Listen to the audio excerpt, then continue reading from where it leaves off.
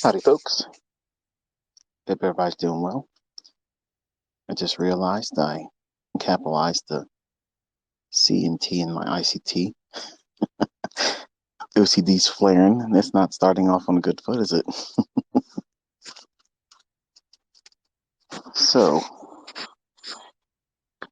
obviously, we've had a pretty week. So, we've seen several large trades this week, and we've seen people come in and claim that it's demo, and you've seen me put that to bed too. And you also now seen proof of what I talked about in my private mentorship. I said, if you start running up big, like consistent days and you start really smashing it, they're going to step in front of you. Okay. They're going to do things to keep you from being consistent. And I shared the first account of it where I was in the trade and I tried to put the stop on and the target on, and it wouldn't do it. So I just elected to, just close the trade below the recent low. And you saw that this week. It went lower, even though it went to where I was calling it. I just couldn't focus. So last night and all through today, I took a pretty good amount of trades, and I would have had an enormous windfall day today. I planned on peacocking and running around, showing myself out real well tonight. But obviously, you can see the tomfoolery that AMP and the boys in Chi-Town were pulling on good old ICT. So it's hard to argue with that kind of stuff when you see it. Like, I'm literally trying to do everything I can to close that position. I tried to do partials all the way down. And there's more to that, more trades as well. But, just for the sake of not having to sit down all the times where I was toggling through different monitors and not have pictures of my family and as backgrounds on some of them. So I just made it easy to show you the heart of the trade, where it was going down. And I was trying to take 8 of the contracts off of the 10 and all the bullshit that their customer service dude. I don't think the guy was even reading the email correctly. Like when I was reporting it to their, I guess it's their trade desk management.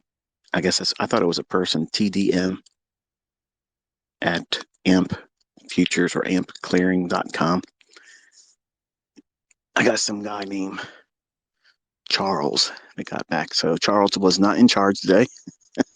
He had no help for me whatsoever. His email responses gave me the impression that he was thinking that I was trying to trade more contracts than I should have been allowed, where I'm above 10 contracts. I've done more than 10 contracts. So that's bullshit. That doesn't fit this issue. The issue is I couldn't close open positions. And I've seen some of you in the responses saying that you had similar situations like that, and you rectified it by doing the cancellation of the pending orders, like take the stop off, take the limit off, and then you can do partials. I did all that. And remember, I was doing these all night long. And it had nothing to do with the brackets, even though they put that little disclaimer up there saying, oh, the brackets might not work. Okay, it didn't work even when it was just the position. Like I couldn't close it at all. And I had several positions. I was up and down all night long. I was all over that market.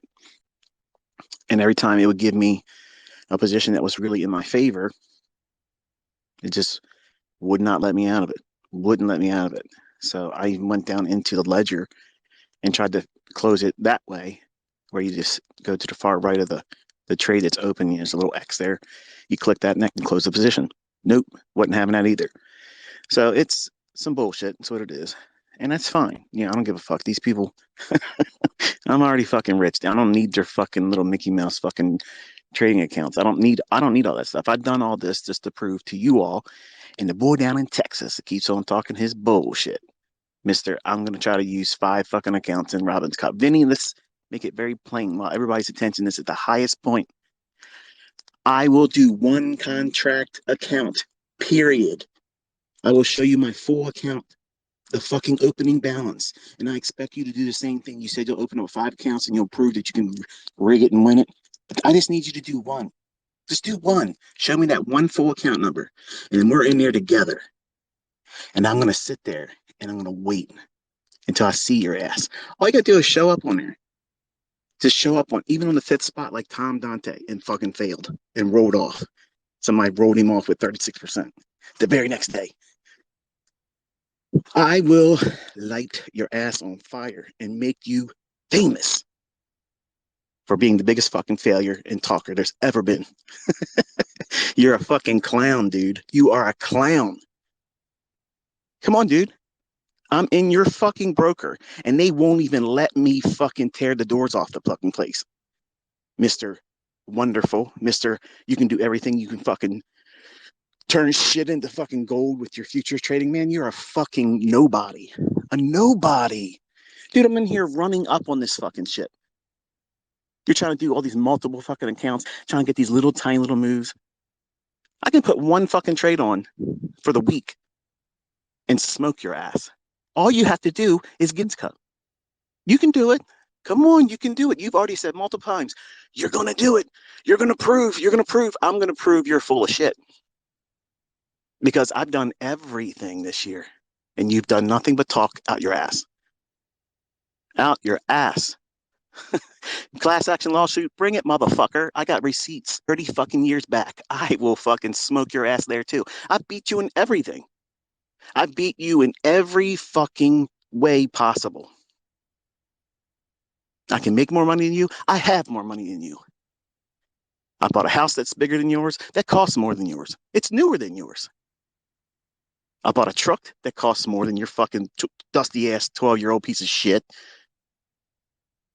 Motherfucker, I pay more taxes than you earned in your entire fucking life. Okay? That's who you're fucking listening to right now, you fucking dick. I have done everything this year to beg and plead to fucking let you feel confident to come in there and show the world that you are the Alexander. I mean, that's going to kick ICT's ass. You're going to come up and punch you in the fucking face. Bitch, I want you to. I'll pay for your air flight. I will give you first class business fucking flight up here, and I guarantee you, you won't do shit. You fucking pussy. All this talking, bring your fucking shit. Bring your shit. Everybody sees I can fucking trade now. Everybody knows it now. And all you got to do is come to the fucking dance. I'm so good the brokers don't even want me in there anymore. Okay? I will beat you with one fucking contract. I will never trade with more than one contract, and I will fuck you up. I will fuck your Mickey Mouse algo box horseshit left, right, 6 fucking ways from Sunday. I will beat your motherfucking system's ass. Please, with sugar on top. Please, please find some fucking balls and join that motherfucker, because I will make you fucking infamous. You will never even come close to me. Never. Not one fucking chance in hell do you have. Not one. So make your bullshit, your little memes, your other fucking bullshit on your YouTube. Notice you're not growing. Nobody gives a fuck, dude. All this fucking Photoshop stuff. Come on, man. Bring your best. Bring your motherfucking best. Because I'm going to tell you something right now. Okay? You have bent your motherfucking knee. You have done that. I'm telling you to your fucking face right now. You hear it from my own voice. You are a pussy. You fucking failed. You didn't even fucking try. How does that fucking feel? How does that feel, man? To put a whole year's worth of bull on nothing because your feelings got hurt because I didn't defend you? You're a grown ass fucking man. Bring that grown ass man. Let's go. Let's give the world the fucking show that you promised them, because I am fucking ready. I am ready, dude. I am fucking ready. And what about that guy Sam, by the way? This motherfucker sitting with 8%, ain't traded in a fucking 2-week period. He probably turned his fucking MyFX book off. Dude, seriously? I probably made more money today than his account ever had. Where's the talkers at? Raja Banks. Oh, I heard what you said the other day. I'm a professor. I am a professor. I can teach good, but I can't fucking do it. Listen, son, all you got to do is take that MT4 bullshit into a real account outside of a server. I will make you famous too. I promise.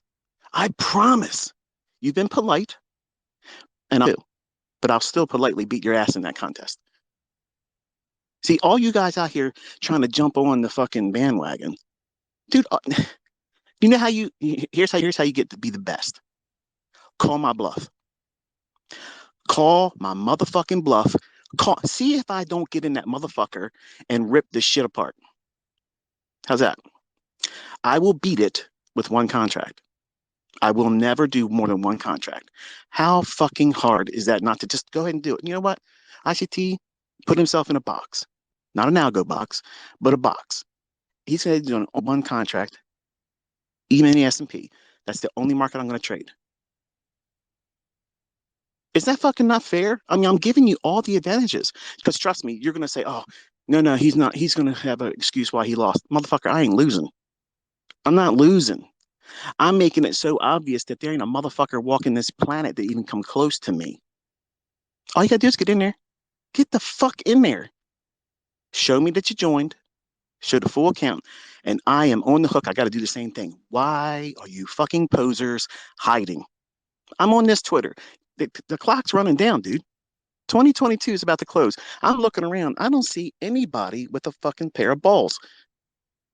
I see a whole lot of MT4 servers. I see a whole lot of hindsight. I did this, I did that, but ain't done shit really. I showed you two brokerage accounts live.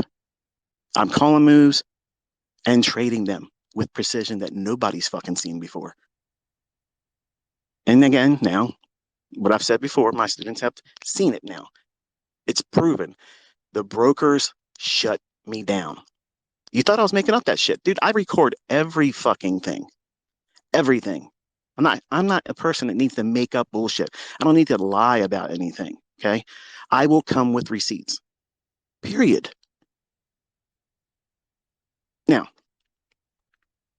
if you've seen enough, that's a little disappointing because I've worked very hard this year to try to get you guys all worked up into a frenzy to come out here and slay ICT. The talker, the big mouth, the braggart, the motherfucker that talks out his ass. Well, guess what? I'm sitting here with bells on. I'm sitting here with bells on, begging and pleading for you pussies to come out here and take me the fuck on. Hear that? Listen real close. You hear it?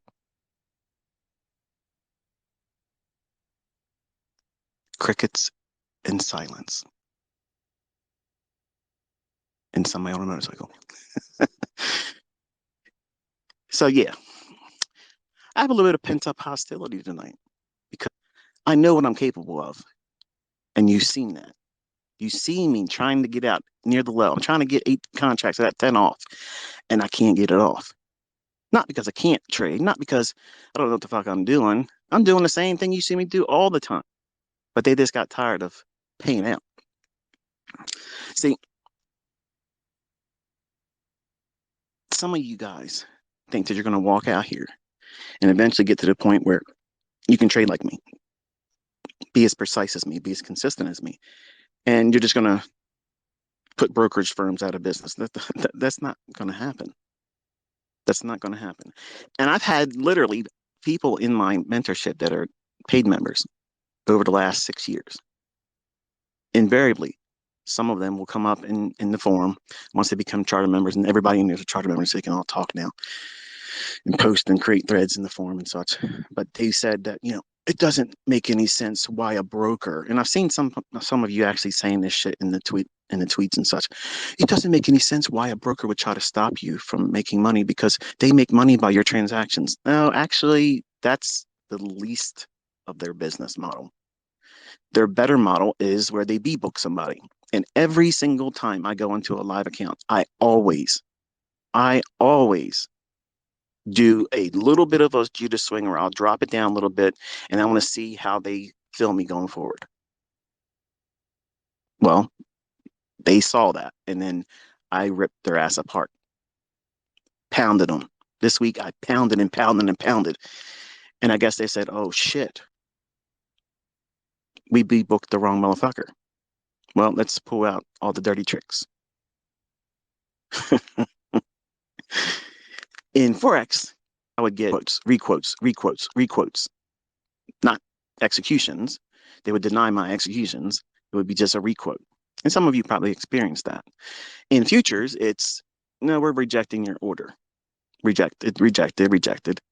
And you can't get out when it's at the highest point of the partial or at where you're trying to get out. In other words, I saw it trying to turn and I wanted to get at least 8 of the 10 off. Nope, denied me. Watch it on the Twitter video I just posted. It's the very last one I was trying to close. Wouldn't do it. Wouldn't let me do it. So, I mean, in the grand scheme of things, it's not a lot of money. It's the general of it all. I'm thankful it happened this week because that way it's one more thing that I told my students that would happen if you try to be too perfect and you just hammer them. They're not going to let you do that. They will not let you do that. The world's rigged. The markets are rigged. Everything about this whole show, every bit 100% manipulated. And you have to operate in some small little scope, this small little window of, okay, I'll take some meat out of the marketplace. And then you got to do some nonsensical trades, shit that doesn't make any sense. Go in when you know it's likely to go down, buy it, hold it for a little bit, then get out. You have to muddy the waters up. Otherwise, you put a big spotlight on yourself. And then all of a sudden, you have the shit that you saw this week with me. Now, you can argue and you can say, oh, this guy's making up excuses. Dude, I'm making money. I'm making money. The trades are in massive profits. I can't get out of them. I'm not crying about not being able to put a trade on. I'm in the trades. I'm not crying about a trade not being profitable. I'm in the highest point of the profit and they won't let me out of it. That's the kind of shit that was going on in 2001 and 2002 with Forex. Currency moves like that. They when they first started, you know, they had bucket shop brokers that would pull that kind of shit all the time. And I fell victim to that same type of shit then. And the only thing you can do is just close the account. So I'm not really interested in continuing a business partnership with this brokerage firm because they've already shown their colors to me, and I'm not interested. And I have shown anybody that's willing to listen to what I put out, not my opinion, not some conjecture, not some I'm mad because I lost money. No, I fucking made money, but you didn't let me have the amount of money I earned. There's a difference there. Okay. So the dumbasses that are coming in there in my comment section on my videos saying, oh, you proved yourself as a fraud. How the fuck is me sitting in a profitable trade, 13,000, bagged the fuck out and not being able to close the position out? How's that fraud? Come on now. You've seen me in positions larger than 10 contracts. So it's obvious, okay? It's obvious. They were doing whatever they could to fuck with me. And I get it. I mean, you can't beat me. So get me to the point where I don't want to do business with you and close the account. That's fine. No problem. But you're going to fucking pay me what I earned. And then it's no problem. Say up about you as a company. AMP Futures is trash. That fucking company is garbage. It's trash. I would not fucking do business with them. And I don't care if you believe me or take my word of advice. I don't give a fuck. I don't ever talk about brokerage firms. There's only 2 I've ever really mentioned. If it's FXCM because they're trash, and now AMP Futures. And I've beat their ass. They were keeping me from taking it out. Period. So where's your excuse? Where's the angle on that? Exactly. So I know sometimes when you see things like this or hear about it, it feels a little bit disheartening because it may feel like you're taking a huge step back. Like, oh no, that was the broker I was going to go with because I could start with a little bit of money. Well, let me tell you something. If you start with a little bit of money, that little bit of money is going to be the reason why you're not going to succeed because you have to correctly. So don't look at it like, it's the easy, cheap man approach. Okay, the poor man's approach to getting into a market and over leveraging. Just because they allow $300 margin for a mini contract when it's in, 10, 11,000, whatever it is now, that that that should not be the reason why you're going with that broker. If it is, or if you listen to somebody that says, "Oh yeah, this is what you do. You go in and you can trade 5 contracts because I can afford to do it because I have this much money in the account." Dude, seriously, that's a moron teaching you. Okay, that's a moron leading you into ruin. Period. It's the reality of it all. I'm not sitting here in Ninja Trader running daily performance reports that are based on market replay bullshit. I'm in a market with a real account pulling down real money. And how many times have you seen me come out this year and show day after day after day after day after day after day after day after day and show you once in a while where the human in me does something and it's not as perfect as I want it to be? Or these technical glitches throw me out of my focus. It's pretty consistent. So that's why I do everything publicly like that. Like in my mentorship, there was never any private, here's my example, and here's what I did, here's what I didn't do. I do it publicly. Everybody gets to see me. Everybody gets to judge me, weigh me in the same balances. It's why it's intriguing to me to see folks that are very opinionated, and you can tell. Huh, what that's all about. You can tell who's got the little man complexes. They're the ones that, no matter what you do, no matter what I show, whatever I prove, I'm in a trade, I'm executing, it's a live account. They want to change the subject. Oh, he was showing this and showing that, but he had this cropped out, and you'll know if it's a live account because you got to look for the green dot. Well, hello, the green dot. Just because I'm magnifying the screen doesn't mean I'm hiding anything. It just means I prefer no borders on my chart. I'm obsessive. But when I see these little dick guys, okay, these little piss ants, okay, these little talkers that can't find their own way in the world, they see somebody doing something that just completely transcends the levels of reality that they live in. They can't deal with it. So they got to come in here and try to disrupt shit. I am so at a point right now, I can see the tide in the public. And this is another reason why I'm rolling back into being private again. Okay, private being I'm not trying to be on social media. I don't have patience for you dumb fuckers. Okay, I don't mean that in general for all of you. You know who I'm talking about. The people I just mentioned. These asshats, these clowns, these motherfuckers that have no fucking idea what they're doing. They just are miserable. The more these things that are coming into the world start pressing on everybody,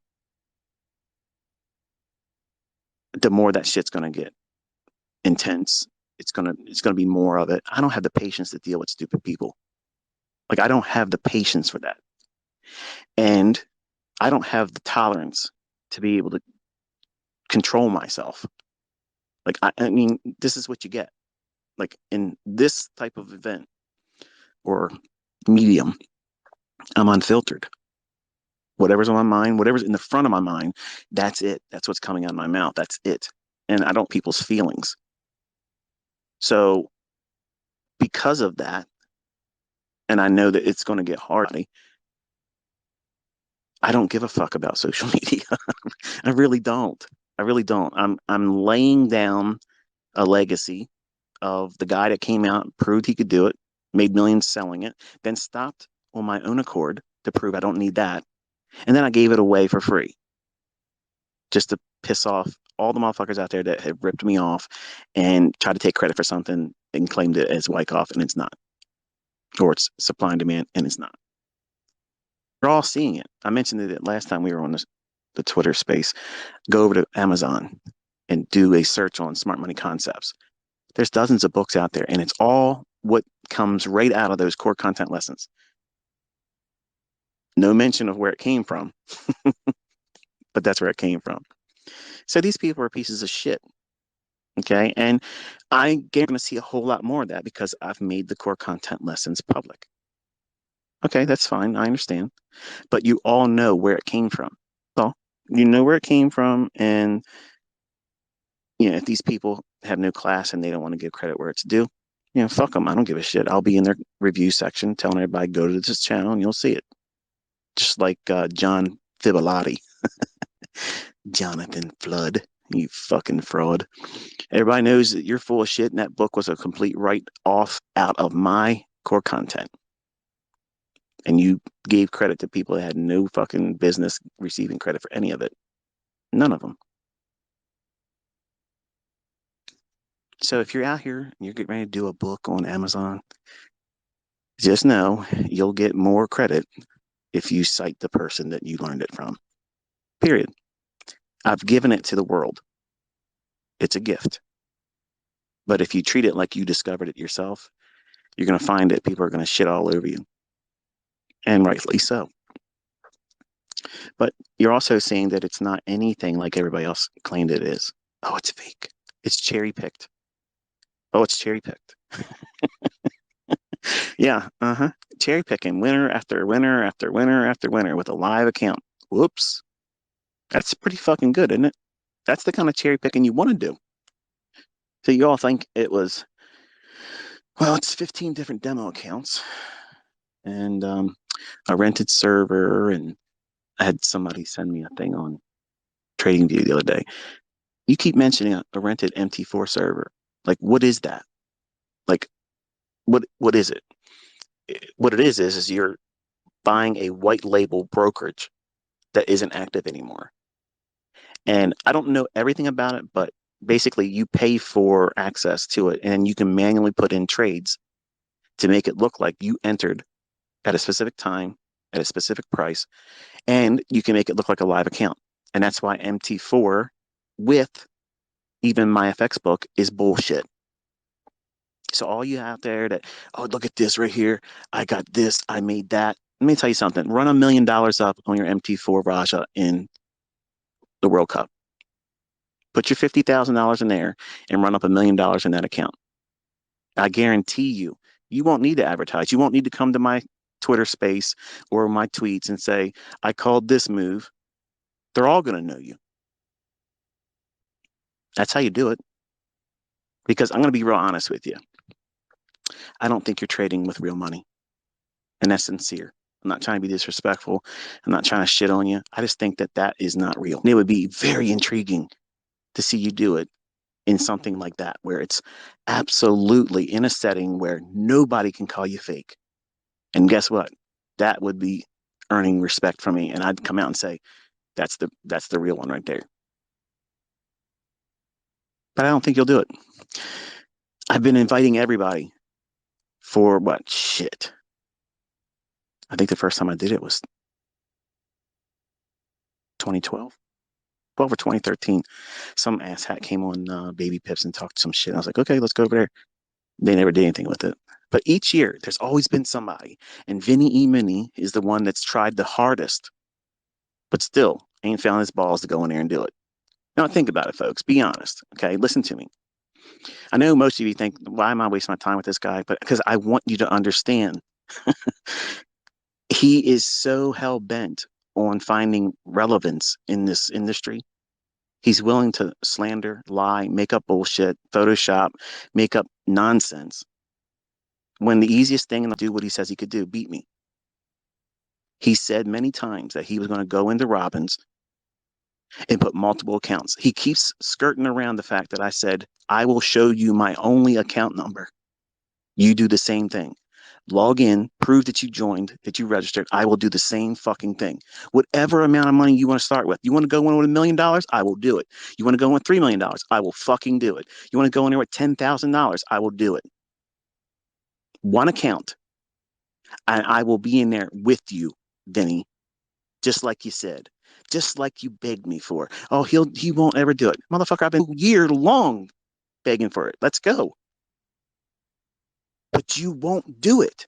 And that's disappointing because I thought for sure that maybe you found some balls because I told Dante, that you would never do it because you know I'm way better than you. You will never get to this level. Never. You will never fucking get to this level, Vinny. Never. You'll never do it. I could stop, let you go 20 years trying to refine your shit, and you still won't be 1/10 of the fucking trader I am. And that's the real fucking facts here. Period. I could beat your ass with just the fucking YouTube model with one contract. Call my bluff. Call my motherfucking bluff. Because once you and I are in there and it's registered and we publicly made our fucking account numbers known publicly, that's the only accounts that are going to matter. I can't use a different one. I mean, think about the logic you're saying there. I mean, folks, listen, pay attention to this for a second. Where the fuck is the logic in someone saying ICT is going to use his family members to open up accounts? When if I show up on that leaderboard, I better not fall off. Like, what's the chances of me using multiple different accounts? Let's just say I wasn't willing to show you my full account number when I fucking am. I've already done it with my TD Ameritrade account. I baited this guy. I wanted him to say, "Oh, I'm going to kick his ass," and look how he's trading. I want because he knows I baited his ass. He knows I did that shit just to make like, oh, it's a trap. You're fucking right, it is. But I'm being plain and simple right now, Vinny. Everybody hears me. Everybody knows this. I will open up one single account and show every fucking person that will watch the video that will be literally 2 minutes long my full account number, me logging into the broker, the same amount you open up with, I will fucking do it. And then when you do it and I do it, I'm going to sit pat and I'm going to demand that you just show your ass just one fucking time on the leaderboard. And I'll walk to that fucking number one spot and you'll never get near me. Period. You can't beat me.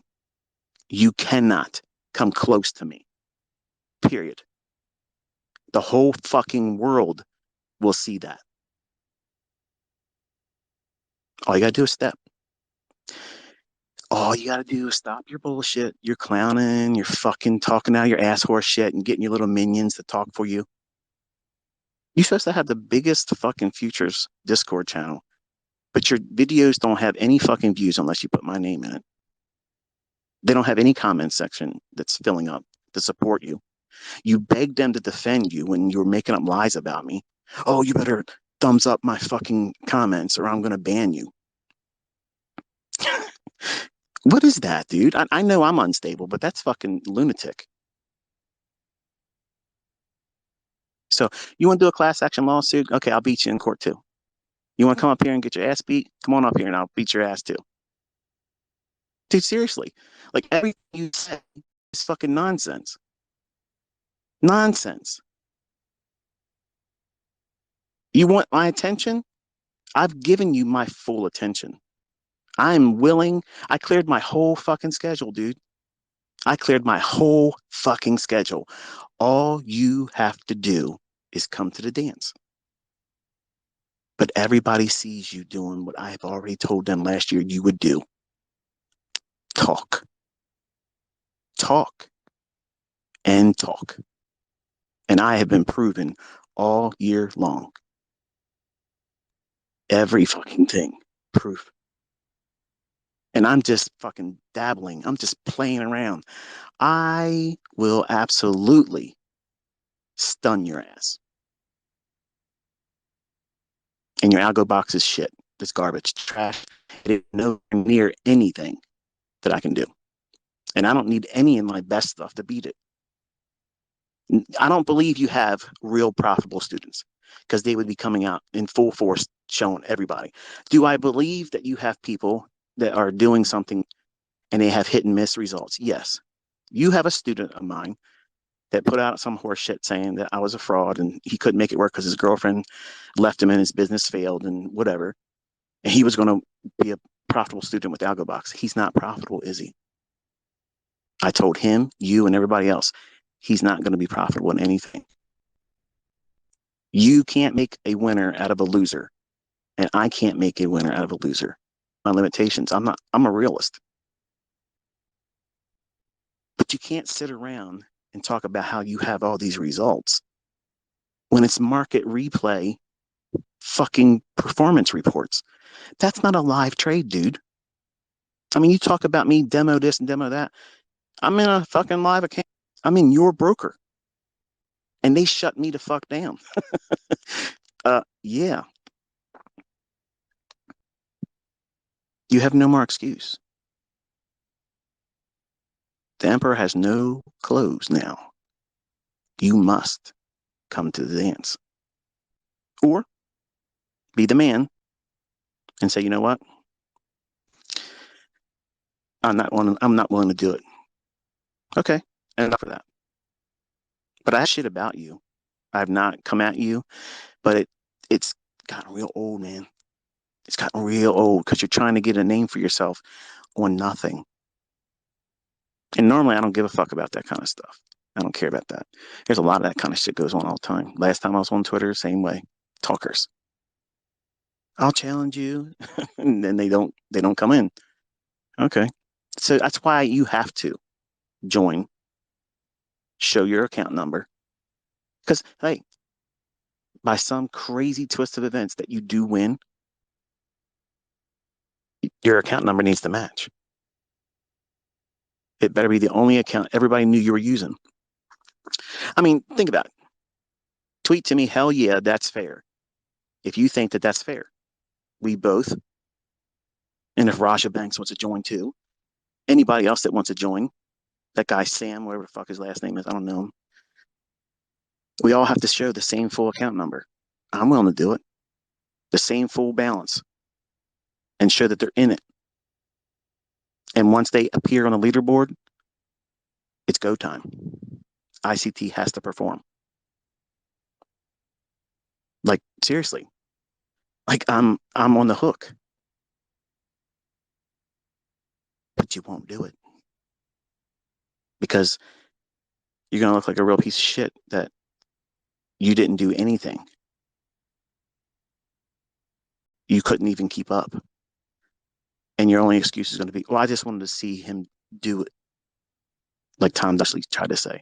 I wasn't really challenging because he didn't call me out. That never happened. He appeared because somebody on the fifth spot fell out. They blew out. And his 40% showed up for one day. And then someone with 36% the next day knocked him off. Whoops. And he was quick to say, well, I really just wanted to see what was happening. I wasn't really trying to win it. Nobody goes into a fucking competition like that and not try to win it. It's always been get on the leaderboard first spot, call me out. Benny, all you got to do is get in number 5. And I promise you, I will whip your ass. I won't say anything. I won't talk smack while I'm doing it. I will just do it. And for participation, I will give you the fucking Robbins trophy. I'll drive my Class A RV right down into your little neighborhood, knock on your fucking door, and hand deliver it to you, and you can live stream it. Just because you did it. Just because you tried. Not just appeared and failed, and you're gonna really try to do it. I will give you the fucking trophy, and I'll even sign it. Come on, man. What else do I got to do? What else do I got to fucking do to get you in there? Because there's no fucking excuse. Why do you keep trying to get me to go into the Robbins Cup when you know my system doesn't work with it? Horseshit, Minnie. It's a fucking hot button. Buy at the market, sell at the market, buy limit, sell limit. There's no fucking excuse. None. Anybody that trades the markets knows this. We're at the end of the road. You gotta nut up or shut up. Because I don't give a fuck about your horseshit fucking class action lawsuit. I don't give a fuck. I have so many fucking profitable fucking students. We'll come in there fucking with bells on. I don't give a fuck what you're talking about. I don't care. But I really want to whip your ass. I really do. I have never wanted to deal with anybody else more than I do right now about you. You've lied and said terrible things about my family. And it's taken a great deal of composure, meditation, and prayer not to come down to fucking Texas and get locked up. But I know why you're doing it. I get it. You made up the fucking stories that you fucking did to try to get cancel culture to come down at me. Listen, these people have received something that they know is real. And they know the person talking right now isn't selling them anything. I don't need them to buy my Algo Box subscription license, none of that bullshit. I don't need to do a helpings hand bullshit, okay, that only gets them in there and then they got to pay full price. I don't need to sell shit. Like, I'm bagged out. I don't fucking need any of that stuff. And my real students know this about me. They don't need to worry about an upsell. There's no service coming.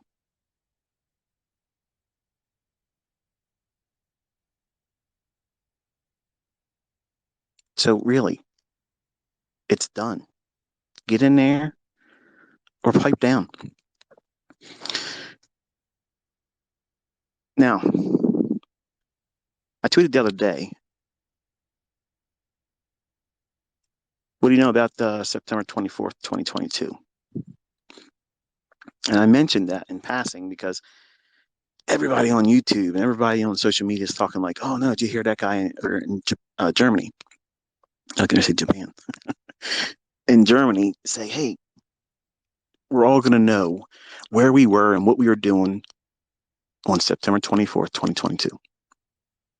But what you don't realize is that guy was talking about Russia invading Ukraine on February 24th, but misspoke and called it September.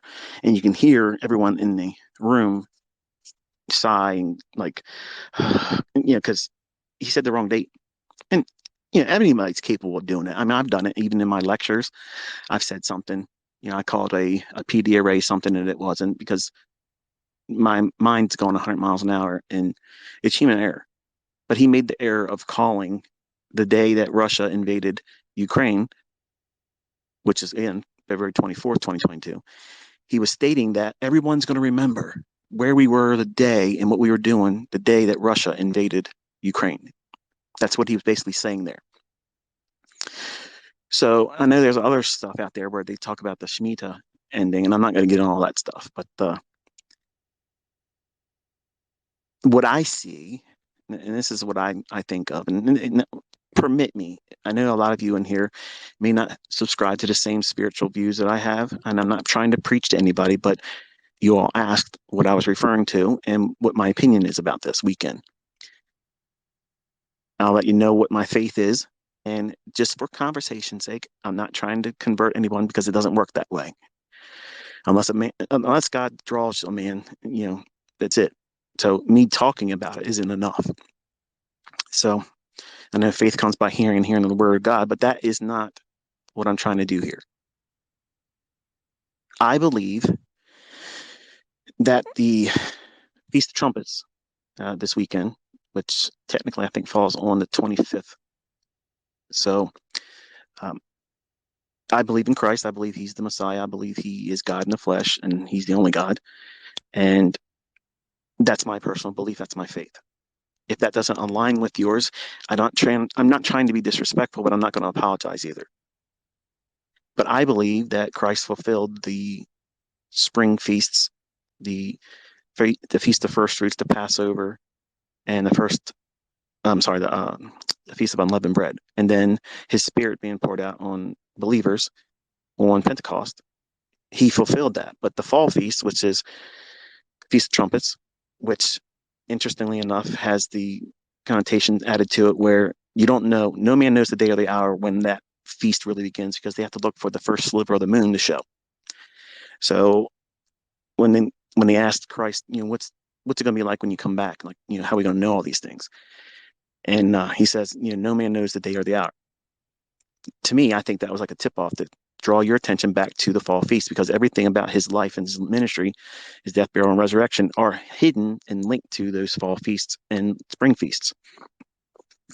Spring feast and summer feast has been fulfilled, but we have the fall feast. And Russia and Iran, Magog and Gog, and Persia, as we hear about it in the Word or the Bible, they're allies now for the first time in history ever. Never, never, never, never has it ever been like that. Right now they are. Ezekiel 38 and 39 describes something that would otherwise be known as, in modern descriptions, as nuclear fallout. There's going to be a bomb dropped in Israel, and the fallout is described in that as a resulting uh, event. You're not allowed to touch this. Don't touch this. Don't do these things. Don't go in this area. That's fallout. Okay, how could someone explain a nuclear bomb back then when that technology didn't exist? So every year, I've been excited around this weekend because I believe that it's biblical. And there's been many years that go by and nothing really happened. But look at the world. I mean, everything's upside down. People have grown corrupt. They've lost love for one another. Just look at me. Everyone's coming at me, and I'm trying to be the most generous person at the table. I believe that this weekend could have a major event take place. I believe in an event called the harposa, that catching away. And to the normal person, that sounds preposterous. I know, I get it, but I believe it, and I don't care what anybody else's opinion about it is. But I believe that the world is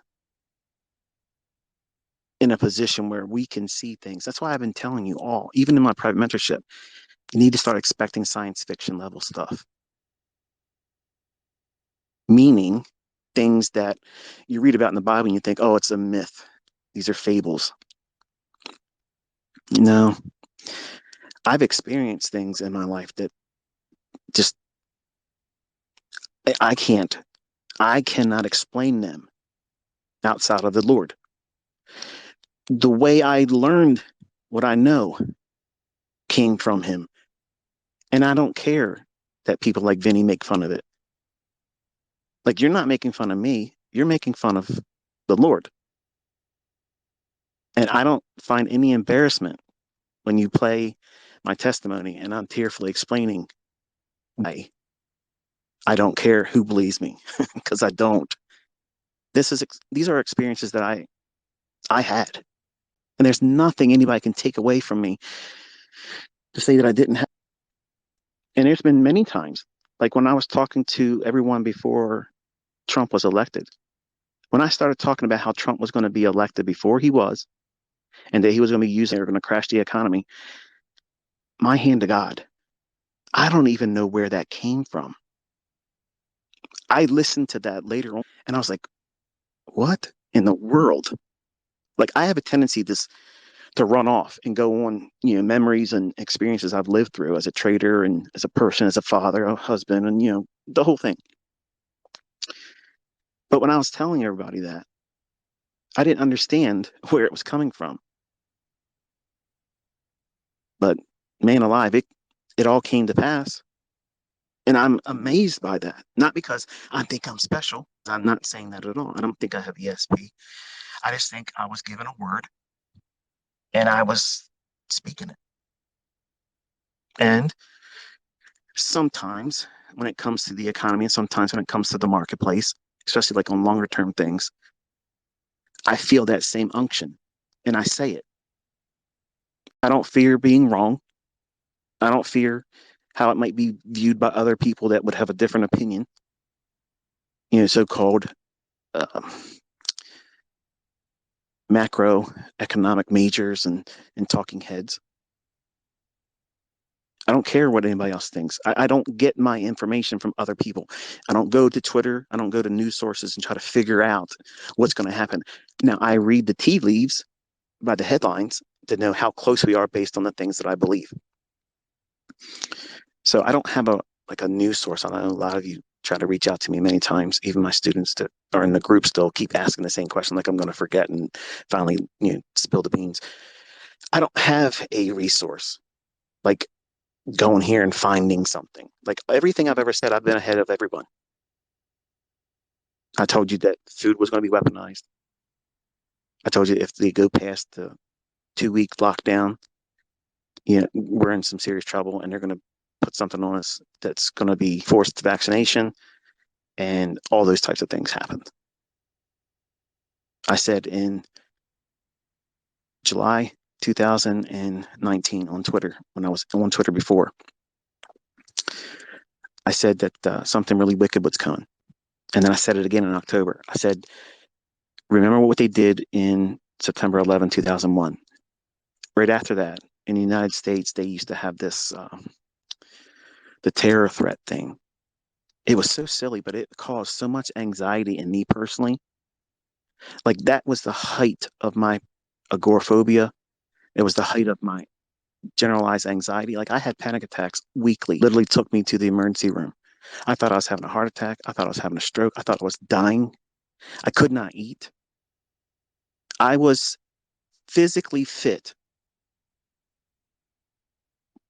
I had 18-inch biceps, a 47-inch chest, a 30-inch waist. I could do a whole lot more than I can do now. But I went down to 150 pounds and frail. As a matter of fact, I'll find that picture tomorrow and I'll post it. You'll see how emaciated I looked because I tore myself up worrying constantly because of the nonstop bullshit. My wife, she was always watching the news, and I was never really a big fan of watching the news. I grew up, my grandparents, my mom, the 6 o'clock news, and they never stayed up late enough to see the 11 o'clock news. But 6 o'clock news, that was the shit. Like you had to find out what was going on. So my wife, who I'm married to now, she was a big, follower of the news. And it was always stressful. I'm like, this is bullshit. Like okay, here's the terror threat today. We went from yellow to terror threat is orange. We don't know where it's coming from. We don't know who it's going to be, but something's probably going to freaking happen. Somebody's going to do something to us. Somebody's going to blow up something. Someone's going to drop a plane on your house. Like that's the kind of stuff that caused in me. Like if you watch that stuff all the time, and it feeds you constantly, and it does the very thing that it's designed to do. It tells a vision, television, the vision they want you to see: fear and control, comply. And I fell victim to all that stuff. And I never on medication, not for my bipolarism, not for any of the other things that I've ever suffered in life with. And I was not about to go on to anxiety medication. I wasn't going to do it. So I had anxiety. I'm sitting out here on my deck and it is so cold out here. Like I should have wore a hoodie or something to warm up. I'm getting chilled. But I sit and watch these news broadcasts with my wife then, right? And every day they would change the terror threat. And sometimes they would out of nowhere. Oh, the terror threat's been elevated to red. That means if you see suspicious activity, if you see someone with a bag that they dropped somewhere, it could be a dirty bomb. What the fuck?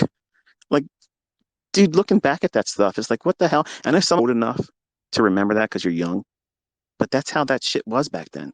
And anybody that's in their 40s or whatever, that's the way it was. Like that's what was going on. They controlled everybody, and I stated that was what was likely to come. They're going to do something worse than what they did on the 11th and post September 11th, controlling people. The Patriot Act, I was all for it. Like, yeah, if they support these people that want to blow up airplanes and crash them into buildings and such. Yes, it's an inside job, and I don't care what you think about it. But those things made me support the idea of the Patriot Act. And then when I discovered what the Patriot Act really is, they can call anybody a terrorist, and you have no rights anymore. You don't even have a right to a lawyer. That's terrifying.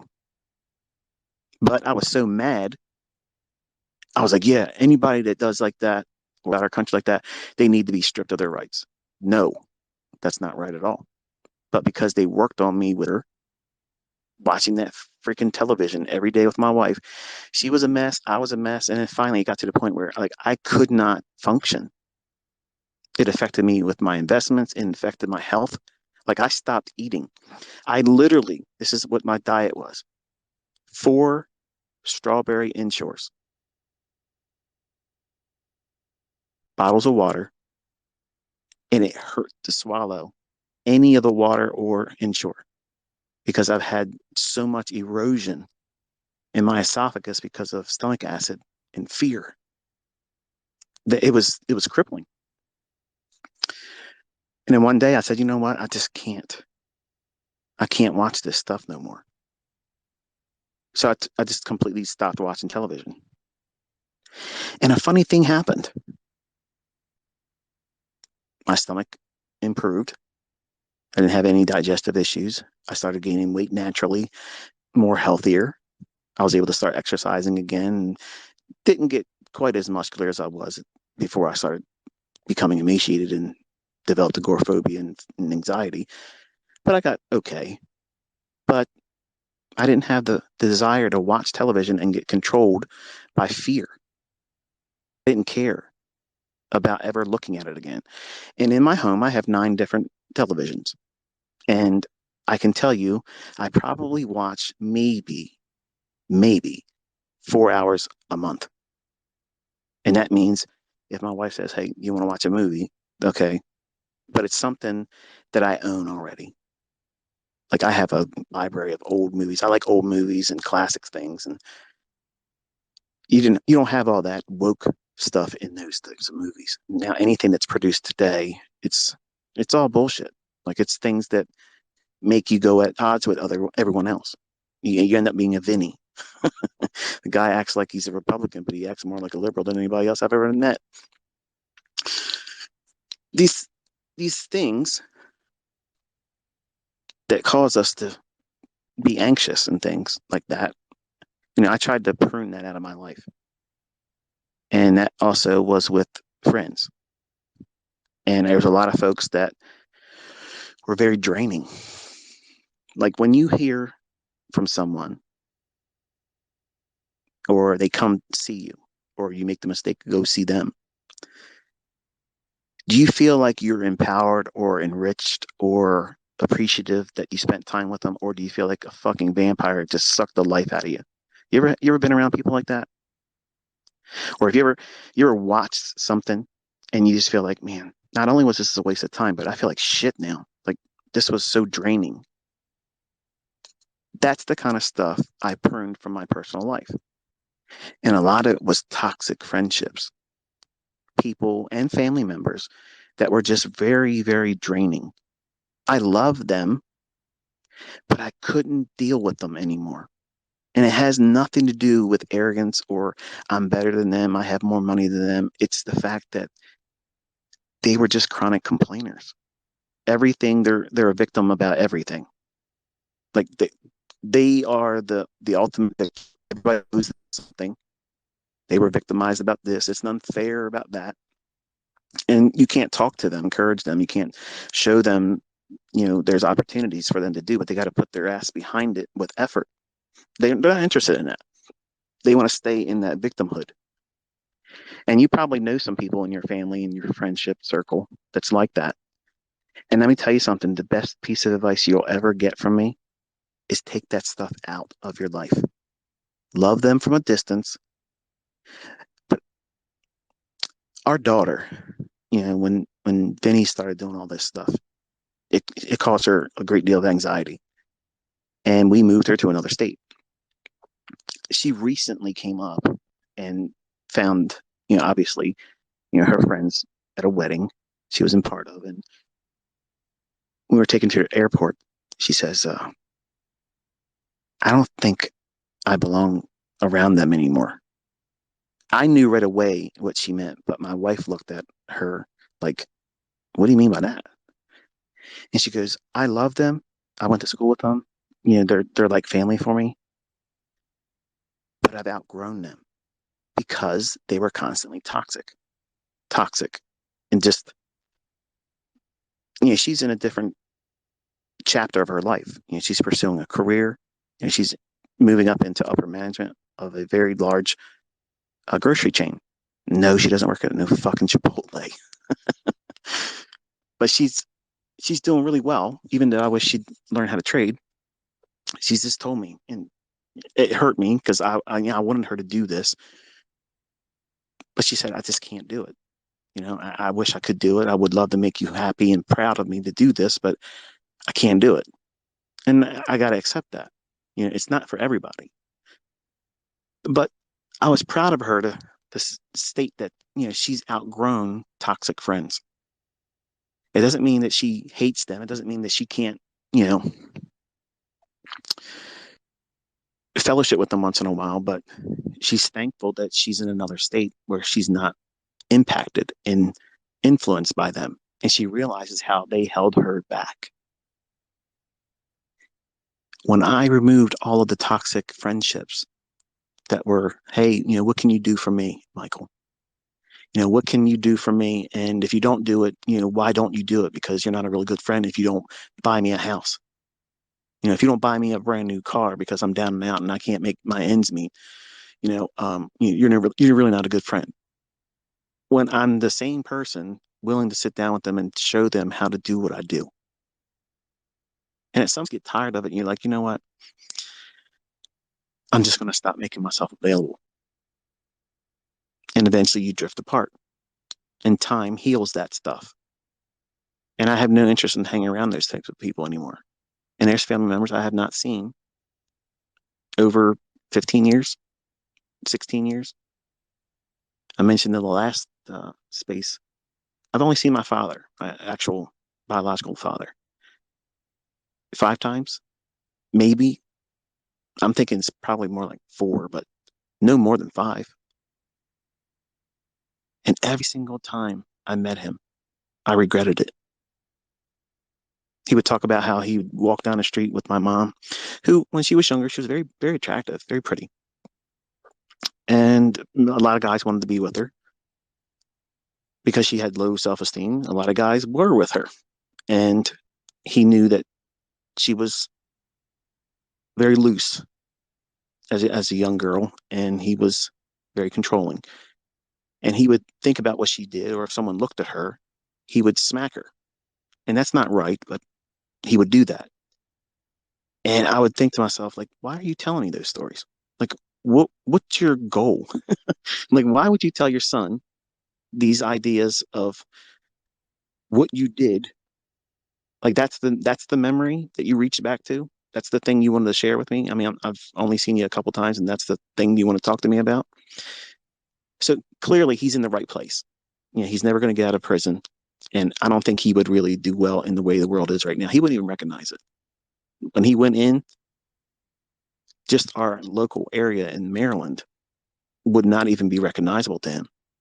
We've built up so much, you know, so many different things that don't exist anymore. Like we could drop him in an airplane in an area where he used to stomp around in, and he wouldn't even recognize it now. So he was upset with me because I would not give him money for a lawyer to get out of jail when I already know he's not getting out of jail.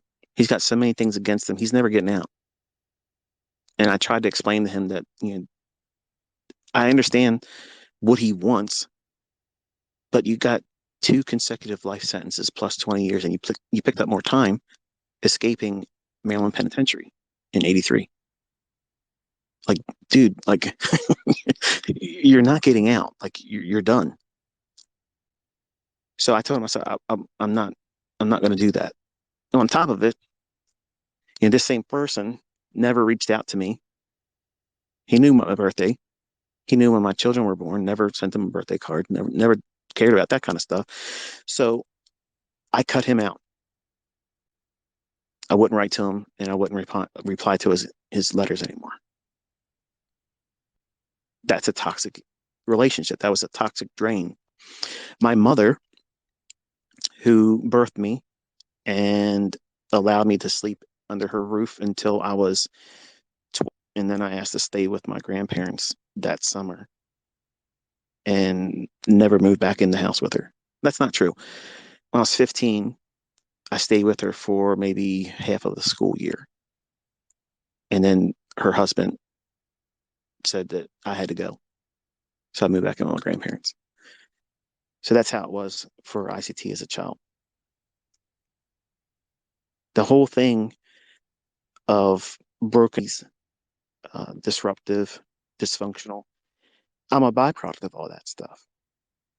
And when you have that as a kid, and that's all you ever see, when you're an adult and you have choices and you have options and means to say, you know what, fuck this. I don't need to put up this bullshit. Even if they're friends or family members, you don't have to stay around that stuff. And you'd be surprised how much of an impact it's having on your ability to learn how to trade or trade profitably and consistently because you're giving a fuck about things that you shouldn't be giving a fuck about. These people are a mess. And either they're going to want to make a change or they're not. And you can't fix them. And I tried to be the white knight on a lot of occasions with family and friends. And it's just a waste. It's a waste of money. It's a waste of time. It's a waste of energy. And you have to make a decision. You know, this life is short. Do you want to walk around feeling regret that you can't fix somebody's problems when they have no real interest in trying to fix their own problems either? They don't listen to good. They don't listen to good advice.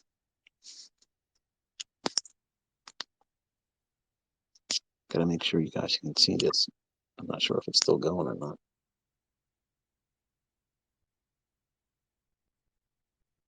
Okay. So one of the best things that I did was remove all that kind of stuff. Remove news, remove television, remove toxic relationships, family and friends, and just focus on my immediate dependence and my wife. And I have one friend, like one close friend that I've been with in a friendship since pre-K. And we went through martial arts together. I just, and I personally don't see him all that much either. So I'm very introverted. I don't have like a big circle. Oh, hear that? It's a fire engine. They say I live in a slum ghetto because you hear a fire engine. I'm not sure you can hear that. You probably can hear it.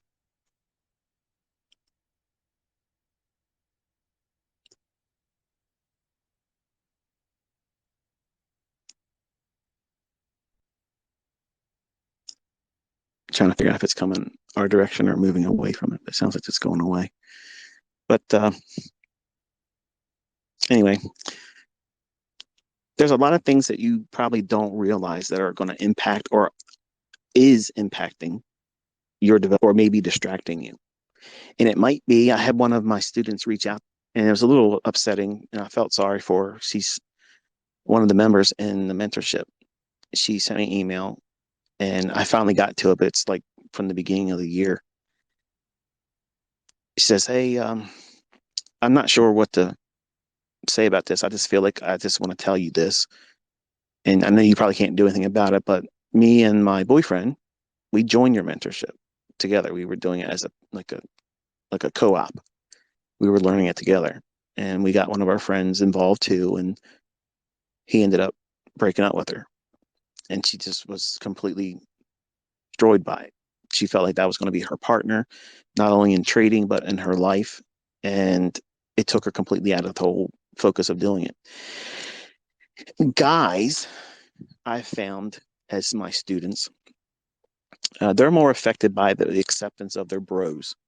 Okay, how um, their image is weighed in the view of others, their peers.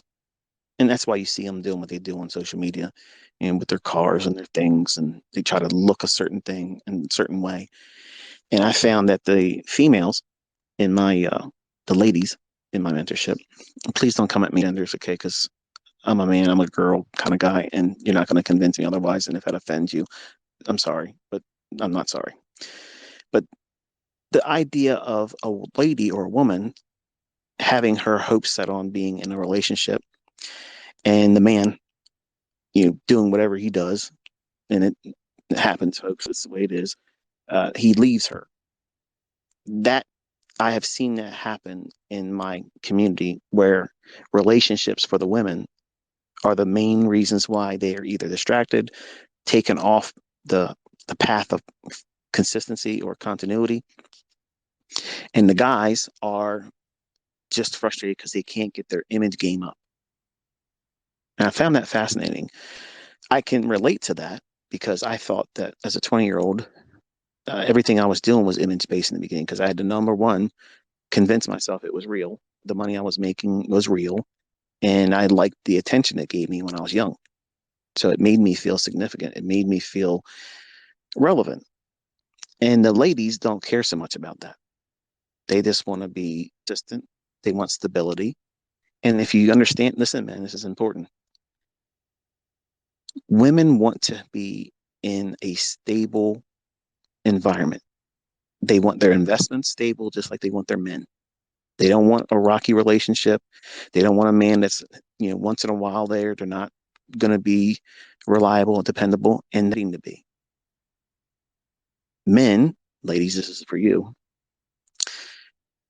They want to be encouraged. They want to feel significant in your eyes.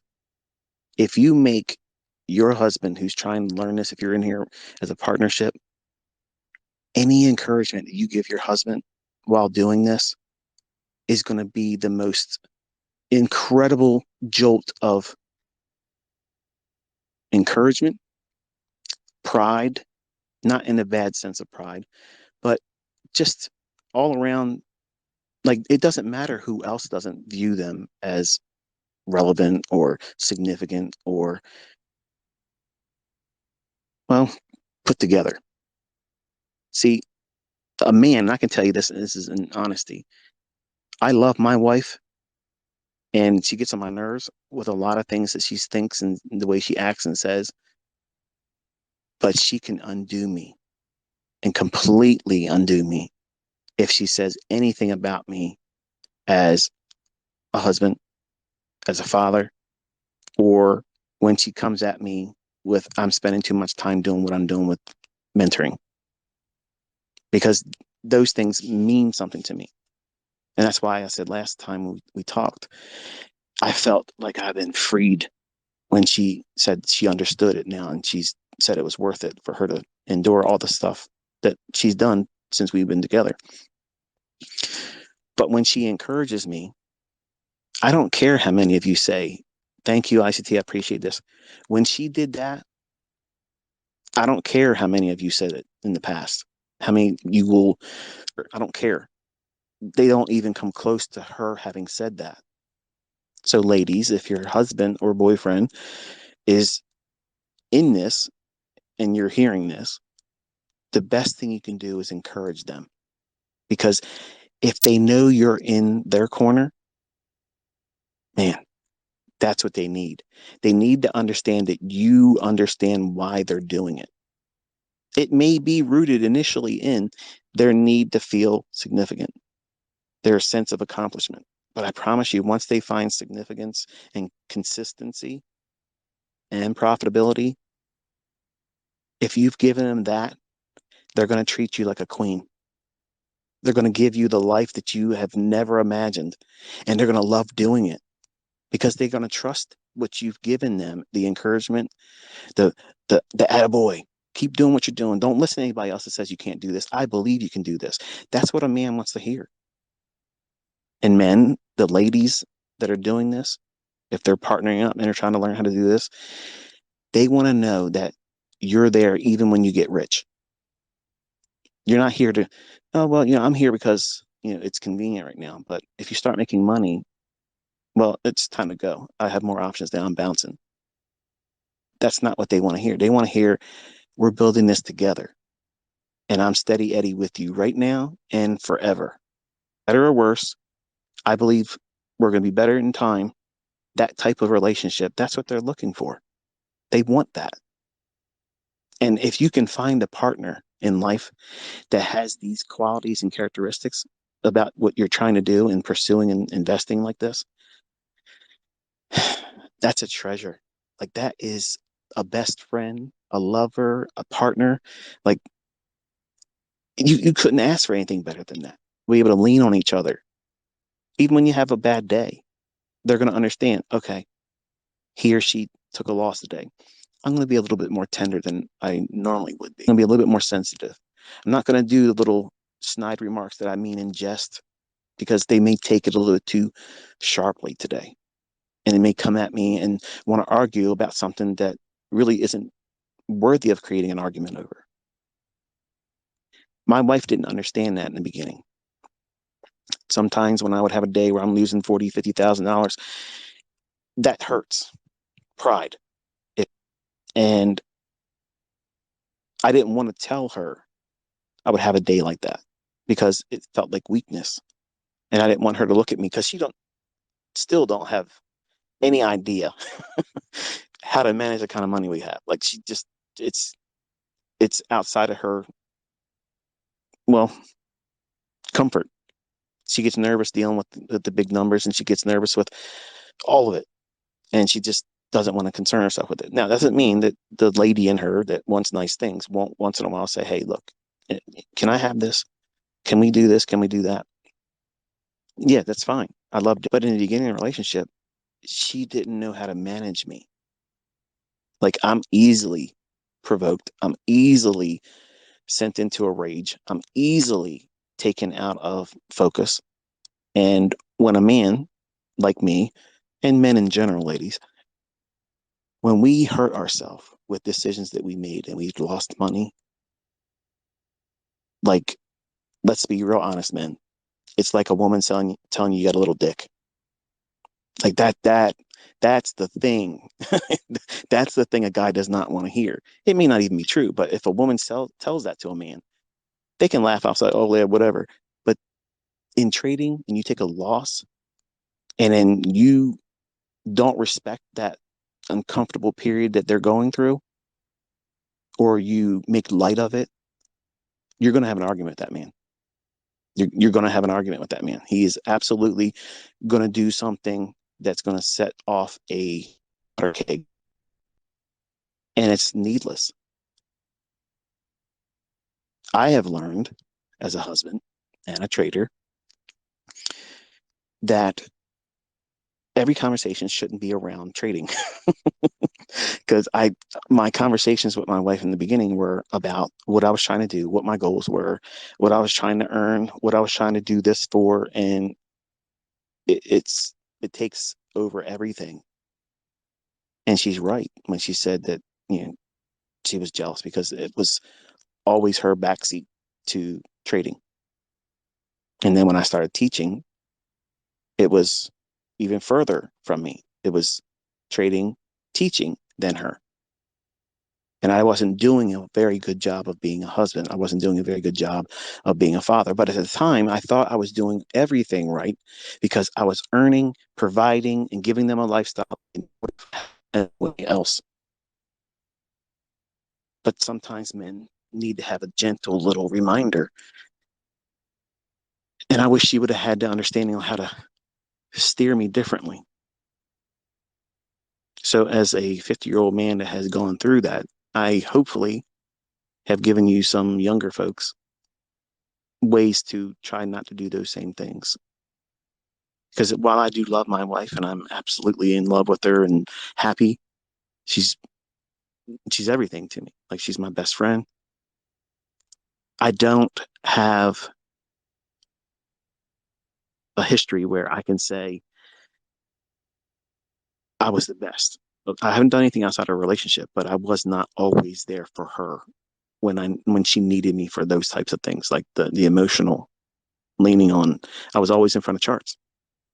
And then when I started teaching, I was always in front of charts, trading, and then doing videos and answering emails and talking and doing all kinds of things. And she had very little of my time. So, what real significance is there being rich, having a lot of money, being successful, but not really being together? Is that happiness? In her eyes, no. And that part, I wish I could go back and fix. I can't. That's like I can't go back and be the dad in the times when I should have been.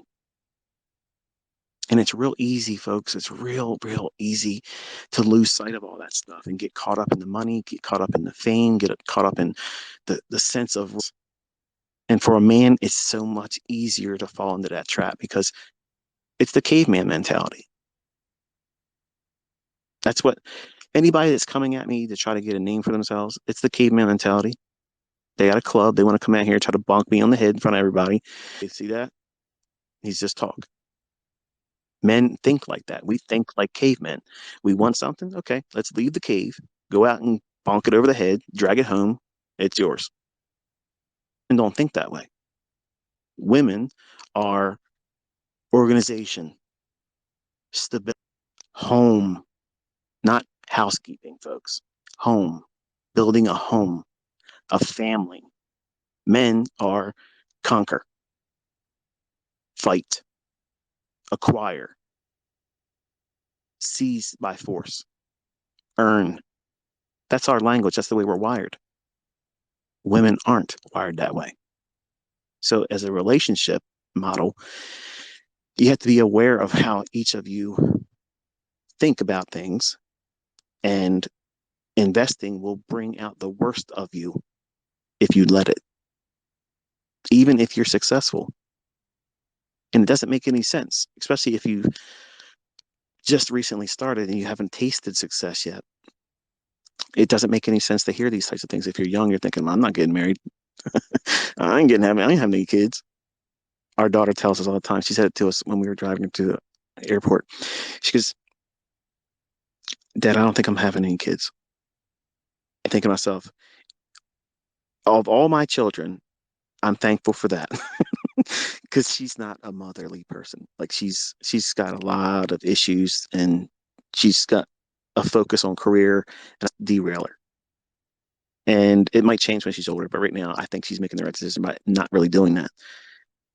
I think my son Cameron, I think he is probably going to be the first one get someone pregnant.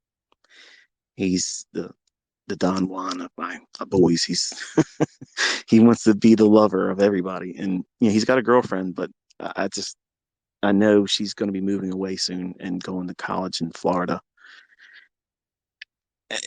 Long distance relationships, folks, just don't work, and he'll obviously find someone up here, and maybe they won't be as protected as they have been together here, and I'll probably end up being a grandfather, and my wife will make me broke. Then I'll be buying all kinds of stuff without knowing it, won't I? So anyway, I'm not sure how we got on this topic, but I'm glad I talked about it. I'm glad I mentioned it because I don't think I've ever really sat down and thought about it as a topic. I guess this is what you get when there's no script and no filter. You just find yourself in a rabbit trail and down a rabbit hole. But maybe you haven't given them relationships. It's easy to think as a young man, she's either going to be on my side or she's going back to the streets. Hmm. I can tell you one of my secret weapons is having a woman in my life that understands me. She understands that I'm bipolar. She understands that I'm not going to be stable all the time. She understands that I am result driven. Success is an important thing to me. Being the best is important to me. And when I don't hit a mark that I'm aiming for, or I incur a loss, that is something that will weigh heavily on me if she makes light of it. Because I view that, like any other man would, is you're making fun of me and you're mocking me in my strength. You're coming at me and attacking my strength when it's not really meant by her to do that when we were younger. That's where we would argue. That's where our arguments stemmed from because it was my inability to be stable, which is what she was looking for.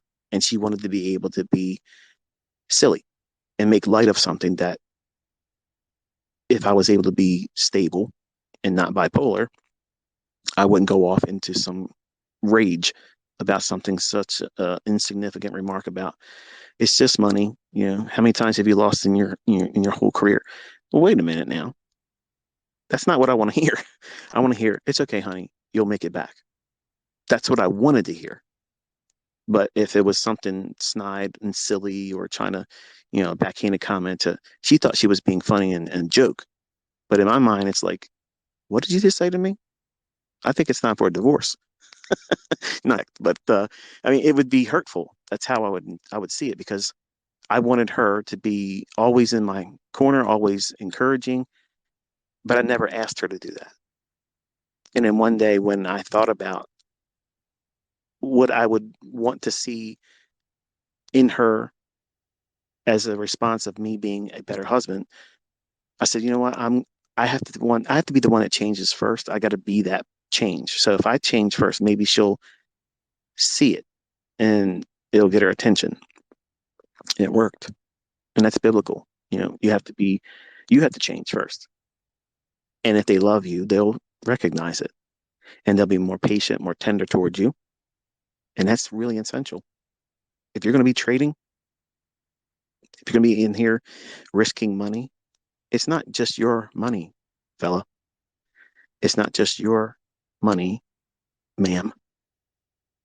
If you're a partner, if you're in a relationship, if you're in a marriage, it's both of your money. And when I was younger, I viewed my money as my money. No bank accounts together, no access to funds.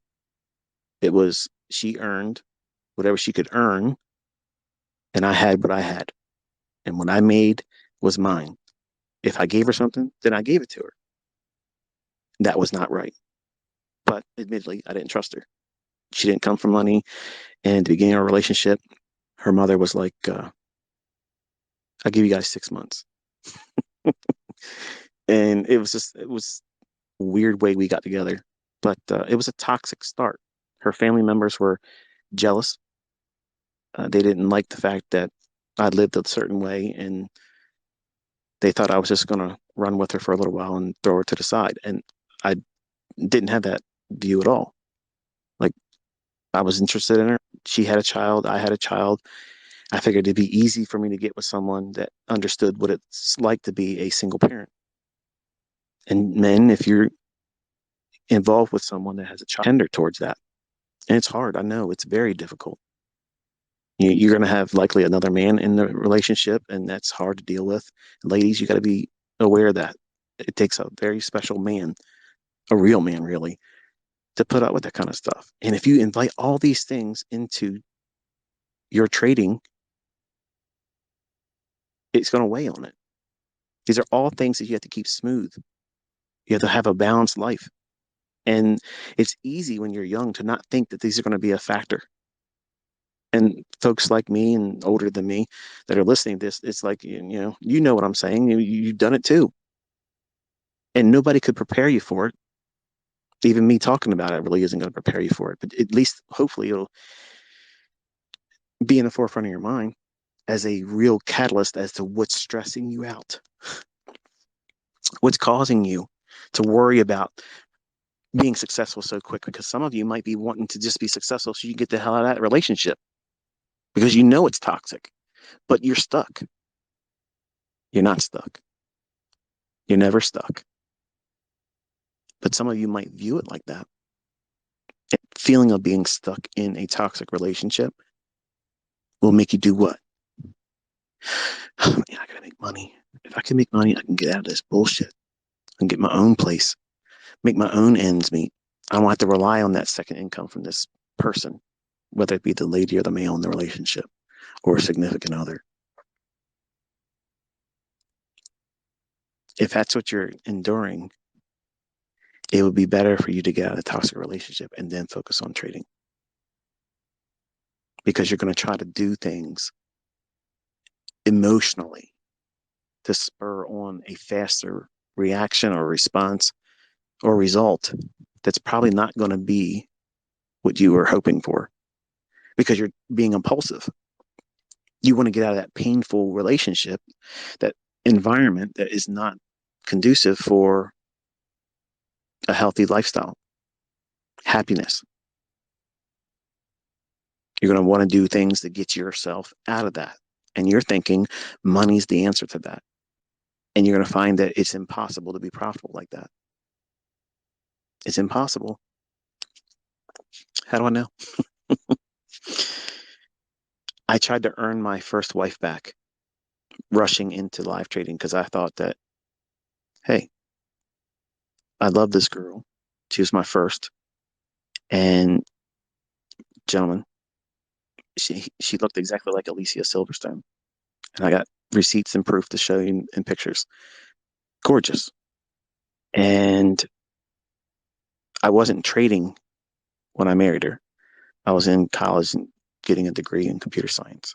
And she wasn't willing to wait.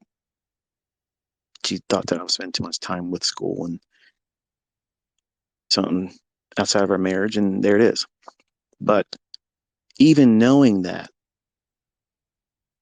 I still would have went back with her because I loved her.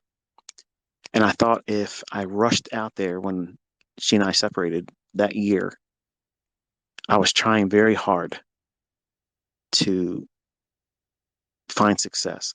If I could have completed my courses and learned everything else just to learn faster, I would have done it.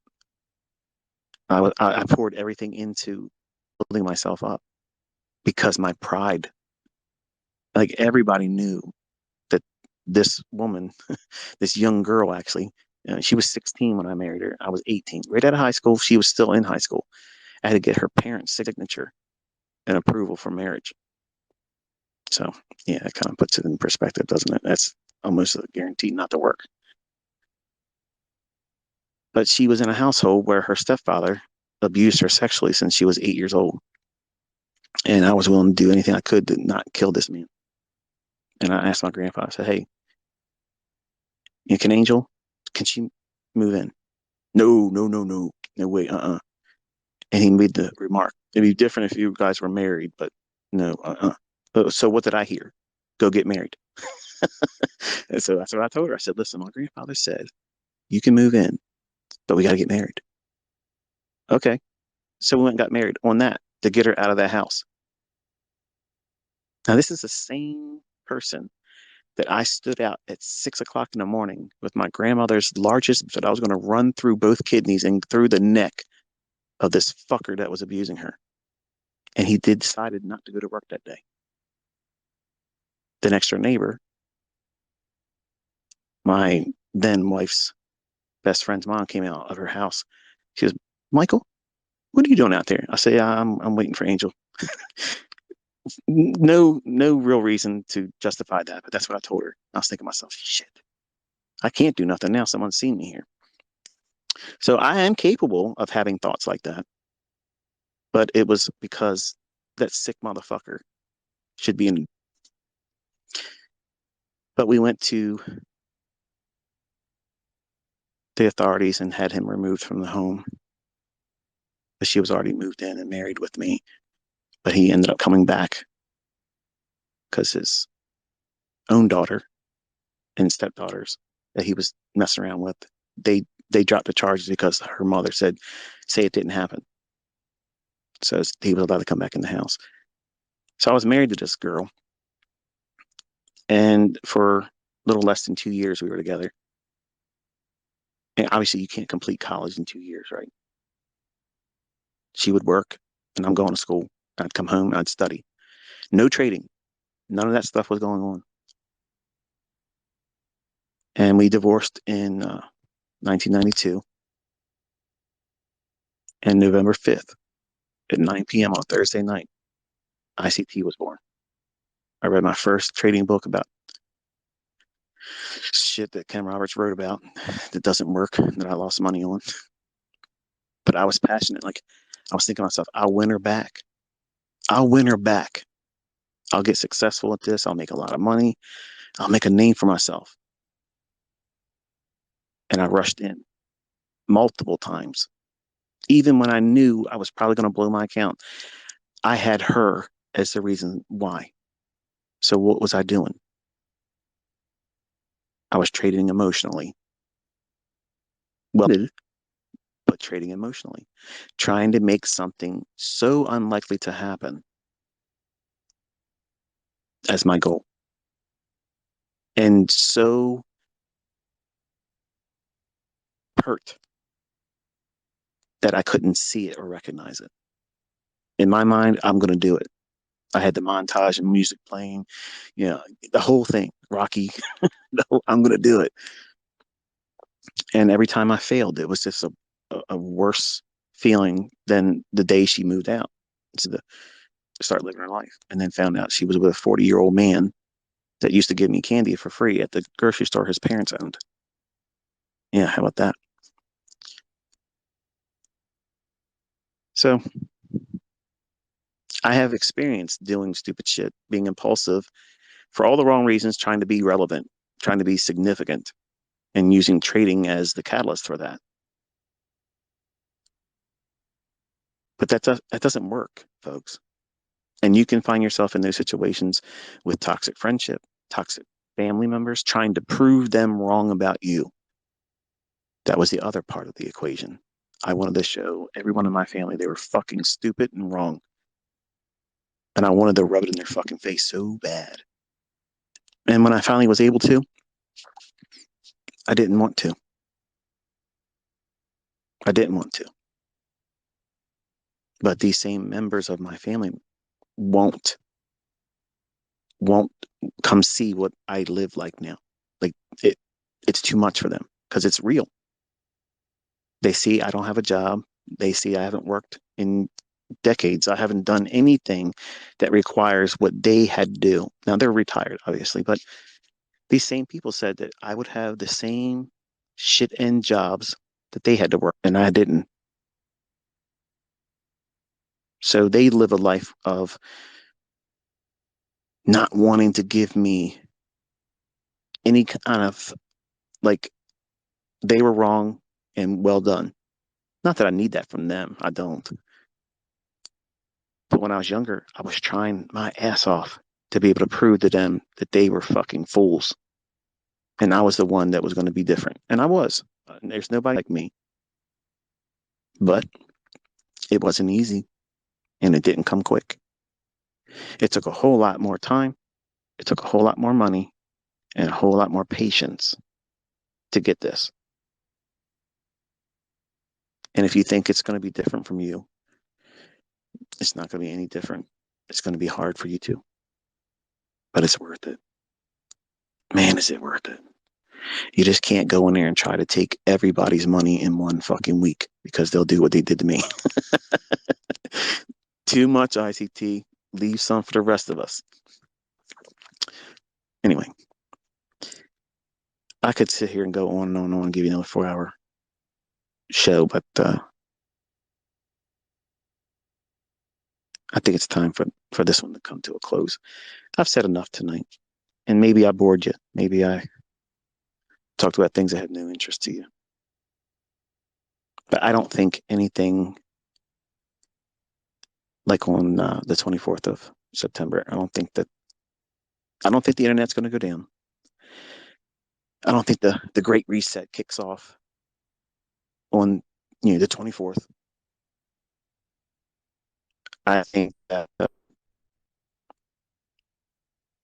we're getting closer to something big popping off. And I'm not going to be surprised if it's something that disrupts the whole midterm election. And let me just state this now. If we have something that undermines the midterms, we are in some real shit, folks. And trading might not be available to any of us. That's what I think. things would be so disrupted. I just don't even know how bad it would be. I just know it's not going to be fun. I know some of you are not American. You're like, typical American thinks the whole world revolves around them. I understand that, but I also want you to know that we're the last domino. I want you to pay attention. Europe and the UK, you're going to go through some shit this year. You're all surprised about your currency collapsing like it is. The pound's not done. They're going to pound it more. A lot of you folks over there are going to be freezing in a couple months.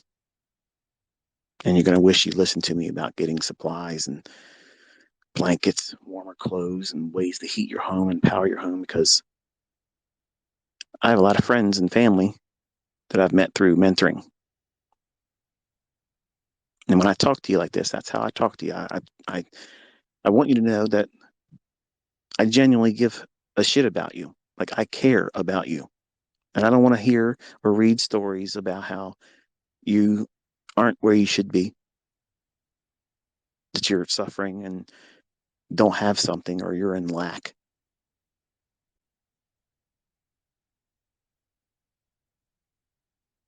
But I've been warning everybody.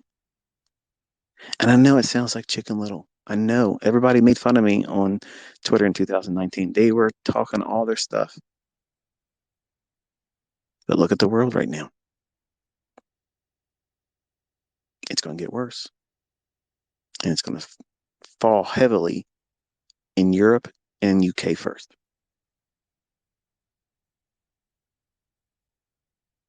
What's it cost to heat your house? And what's your electric bill right now for those in those areas? It's going to get real expensive. I heard that I don't know if there's any truth to this or not. You guys can let me know. But Germany apparently has announced starting on October 1st that their military is going to be in the streets making sure there isn't going to be any riots. Now, if that's true, and I'm not saying that it is because I don't know for certain, but if that's true, makes you wonder, why would they be rioting?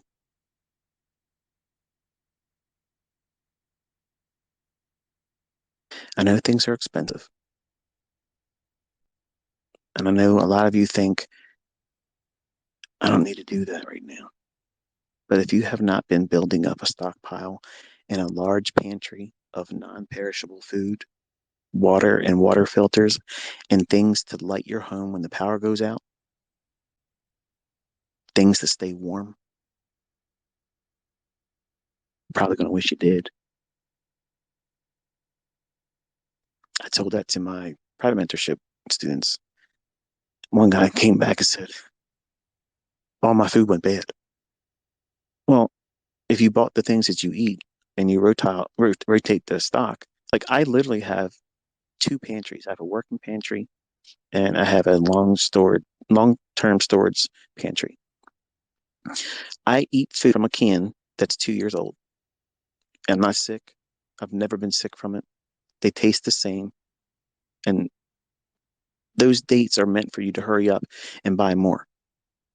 That's what those are. They're best buy dates. They're not, you eat this, you're dead.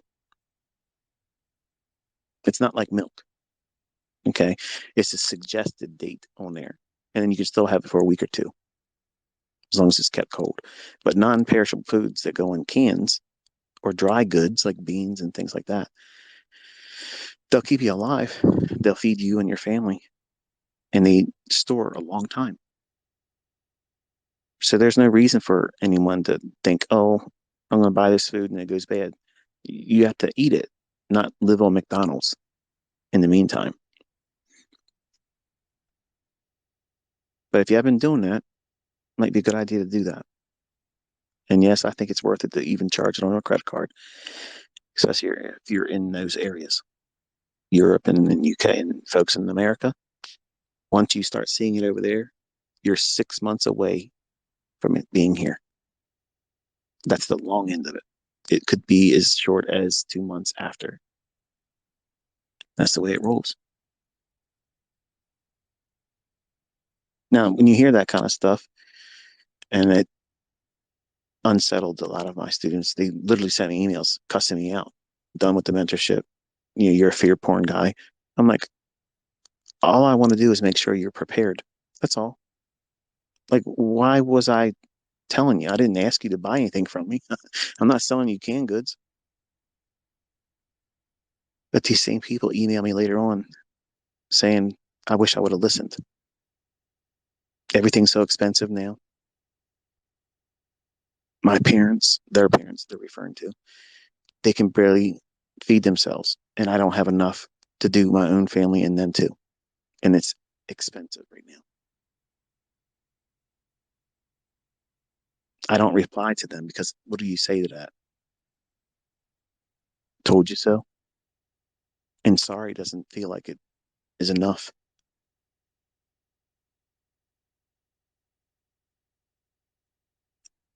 I get it.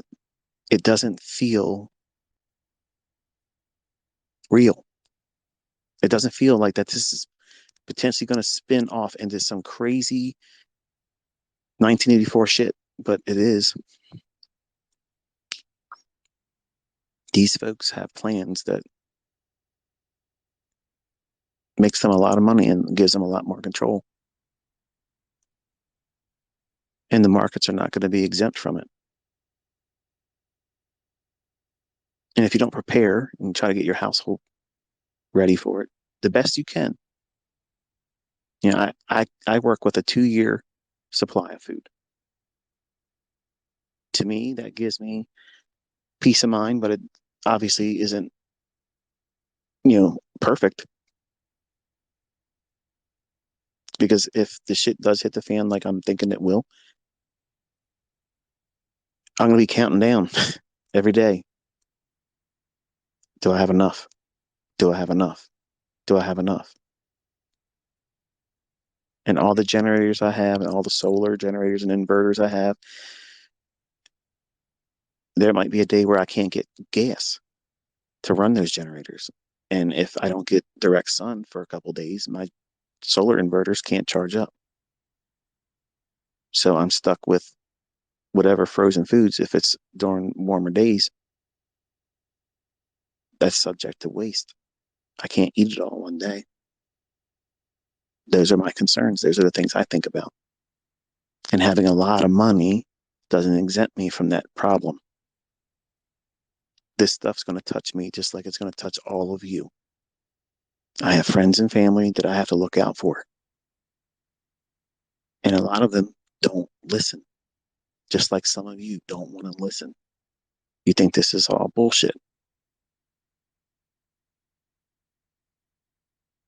Before Russia invaded Ukraine, months before it even was talked about, I said it was going to happen. And shit's going to pop off in Taiwan. But the real thing's going to be Iran and Russia working together to drop something in Israel.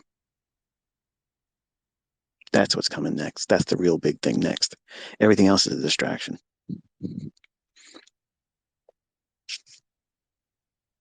And when you see a mushroom cloud, and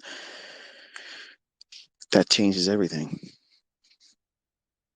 And honestly, we like to pretend we're Billy Badass in America, but we've been turned into a bunch of pansies. We have a lot of strong military men and women, but the new breed that's coming in, they're soft. They're soft. They're not prepared. And frankly, we've had a good run. America's had a really good run. And we talk about how nobody would invade us because everybody's got guns and we're surrounded by water on two coasts and we have Canada to the north and Mexico to the south. Well, look at Mexico. It's a revolving door. Well, not really revolving, is it? Well, yes, it is. Californians are going down there to get cheaper gas and medicine, and everybody else is coming through. So that really doesn't work well. And for a country that touts that they have water on both sides of it, so nobody's going to really want to invade it. They don't need to invade it. They could be sitting out there under the surface and send some things that we've never had experienced on mainland. But I honestly, I have been feeling like we're going to see that here. And I don't think it's necessarily going to be someone else doing it. You read between the lines with that one. But you want to get a crowd of people that's divided right now to all come together and be scared shitless. Talking my voice away. Drop a small tactical nuke somewhere in the United States, and everybody's asshole is going to start puckering, including mine. That's a whole different narrative then. And whatever the box on the wall tells you to do, everybody's going to be marching to that. Even the Billy Badasses, the militiamen, the boys with the guns that like to tout, they're going to have a 1776 moment. Their balls are going to drop off. Rightfully so. Nuclear fallout, not knowing when the next one's going to drop. Think about the science fiction level shit I'm talking about. You want to show how we're completely never going back to the way it was? Let something happen like that anywhere in our country, in America. And that's going to be worse than 9/11. People died on 9/11. I'm not diminishing that. It was horrible. It scared the shit out of me. It scared me for years. I was in fear for years. 3 years I'd live with anxiety over that stuff. Every time an airplane went over, and we live by Martin Marietta Airport. Every time airplane would fly over, which was normal, I'm freaking out. Like, is this son of a bitch going to drop on me? That's how scared I was. That's not normal, but that's how effective their shit was. Now let a bomb drop in a mushroom cloud form. Everybody's going to be thinking, is there one coming? Because you're not going to see it coming. It's just going to be there. And if the government, the media, the news tells you you got to evacuate, this is going to probably be the next area where it's hit. And you think everybody's going to sit still? Hell no. The highways are going to be packed up, jammed up, looting everywhere. That's what I see coming. And I hope I'm wrong. I want you all to be able to laugh at me and say, man, you're fucking really wrong. But do you have to think about what they've done? They scared everybody into giving up rights, businesses, their jobs, family members. You couldn't go to funerals. You couldn't see relatives over the flu. Mm-hmm. They fucked up our whole global economy. You haven't even seen the real results of all that yet. This little bit of inflation that you're feeling right now, while it sucks, that's just the beginning of it. So how do they get more control? Because there's a lot of people like me and says, fuck you, I'm not taking your vaccine. Not doing it. My daughter took 2 doses of that bullshit against my wishes. I told her, please don't do it. But I'm gonna be honest with you, my daughter's a liberal.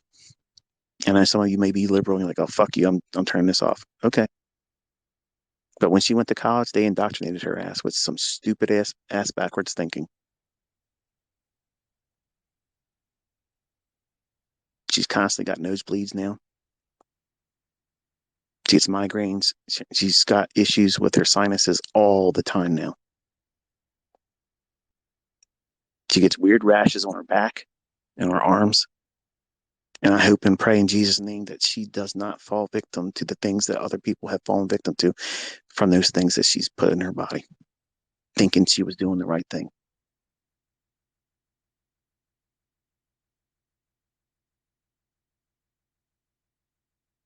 They did that to so many people. And they hide all of the bad things that have happened because of it. And I know some of you are doctors. I had doctors in my mentorship. And I had people get mad at me and say, "Oh, but you don't know. I saw COVID x-rays." Listen, man, I get it. I get it.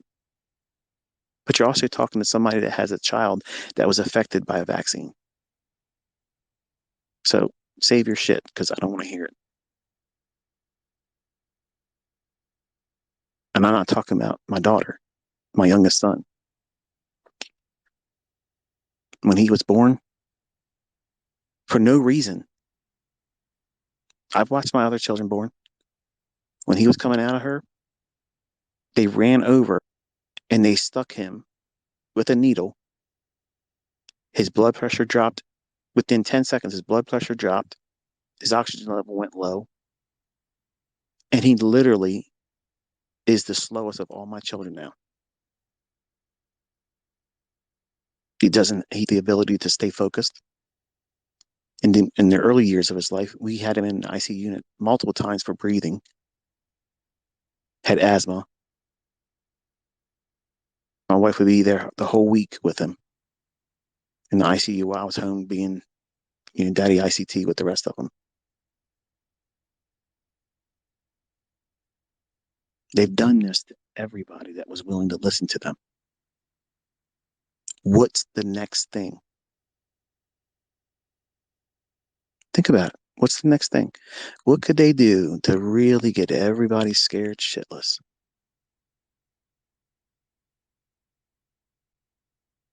Kind of frightening, isn't it? Because they got to do something bigger, more grandiose. These people are sick and they're not human. They're monsters. And they don't give a fuck about you. They don't care about your family. They don't care if you live or die. They don't care if you eat. Their exact words are, "We are useless eaters." That's their words. That's how they view everyone else outside of their little group.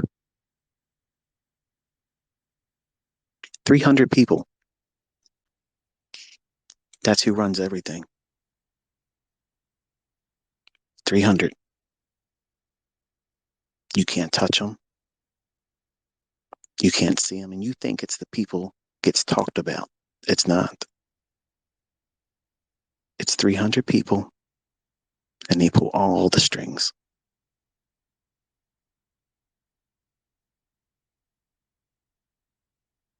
Nobody gets to be a billionaire unless they allow it.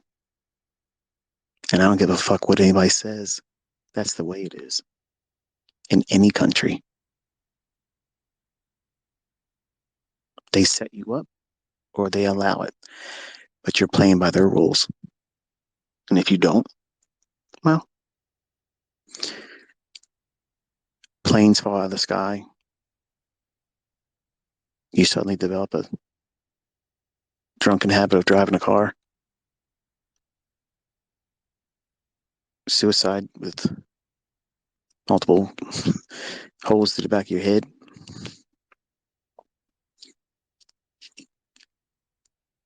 It's not a group of nice people. And they don't care what they have to do. And they know that there's a little bit of time right now. They can do everything to speed it all up. Some of you know about Agenda 21 and 2030. There's something in 2025. And they're really, really pushing hard to get that to come together right now. Every country has a puppet in it. See, you all made fun of America saying, yeah, we go in there, we spread our democracy. We take a ruler out of their country and put in what we want. We were just the hand that did that. The person or the arm that moved us. That's the 300 people. They come together, they make the rules, and they set up people, and they take people down. They run everything. They run the markets. They run all the banks. They own all the conglomerates that own everything. They have their hands in everything.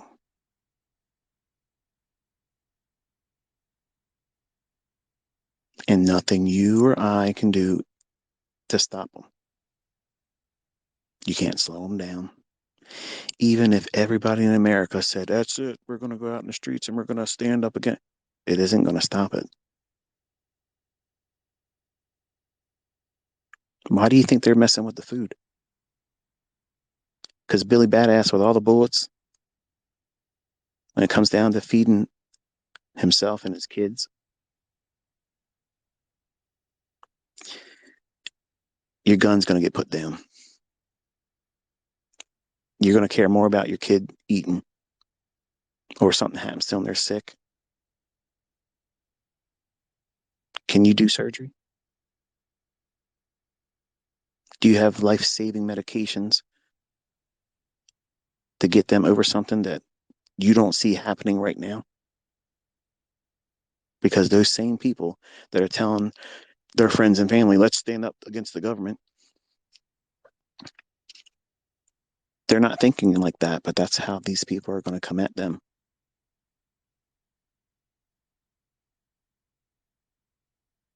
You want to control the people? Control the food. That's why Bill Gates is the largest landowner now in North America. You think he's buying that to put crops on it?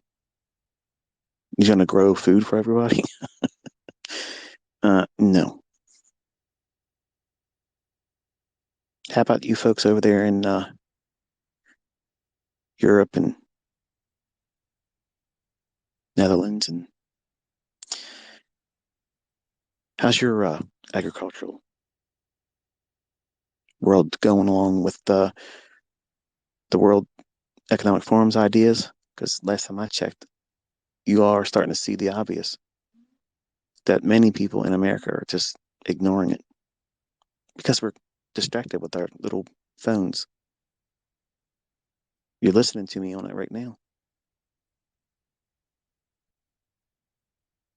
Wishing I could talk about order blocks and trading. And this is the more important thing. Because if you're not prepared for this stuff, you're not going to have the mindset. If we can trade, and I've said this before, there might be a period where the markets are not allowing us to trade. What does that mean? I don't know exactly what that means. I just know that there might be a disruption. They may not be open. They may be taken from us. And my opinion about why can't you download MT4 on Apple? Number one, I don't know because I'm not an Apple user. I think they're garbage. I'll never own another Apple device in my life. I moved away from Forex for a reason. I told my mentorship why. And it was met with people saying, this is bullshit. You know, I want to trade Forex. We need to be focusing on Forex. You're welcome to do that. It's moving right now. I call the dollar higher, which means every other currency is going to do what? Go lower. I don't want to be in those markets because I am admittedly afraid that there's going to be a massive disruption in price. And I don't want to be offside in something like that. Think back to Euro and Swiss. When that was depegged, dead. That killed brokerage firms. They're gone. Wiped out. I don't want to have that kind of stress right now. Too many things juggling and balancing and getting people prepared. And I have a family to worry about. And I'm already wealthy. I don't need to be pushing the envelope for more wealth in trades. I don't need to do that. But I have moved my focus to equities and specifically the stock index futures because that's where it's obvious. I mean, look what I've been showing you. It's cleaner price action. I trust. I know it's likely to keep going down. So therefore, if I'm going short, I trust that even if it crashes, that's in my favor. But in Forex, you could have a wild 3, 4, 1, well, 3, 400 to 1,000 pip swing the opposite direction instantaneously, and then the bottom fall out. Or if you're in a pair that would be inverted, go parabolic against you and going up. And I know some of you like to think that, man, I want to get a part of that. You wouldn't be able to trade that. Just like the CPI number, where you see these guys with these demo accounts. Yeah, we traded that. I caught the high tick of that. You're full of shit.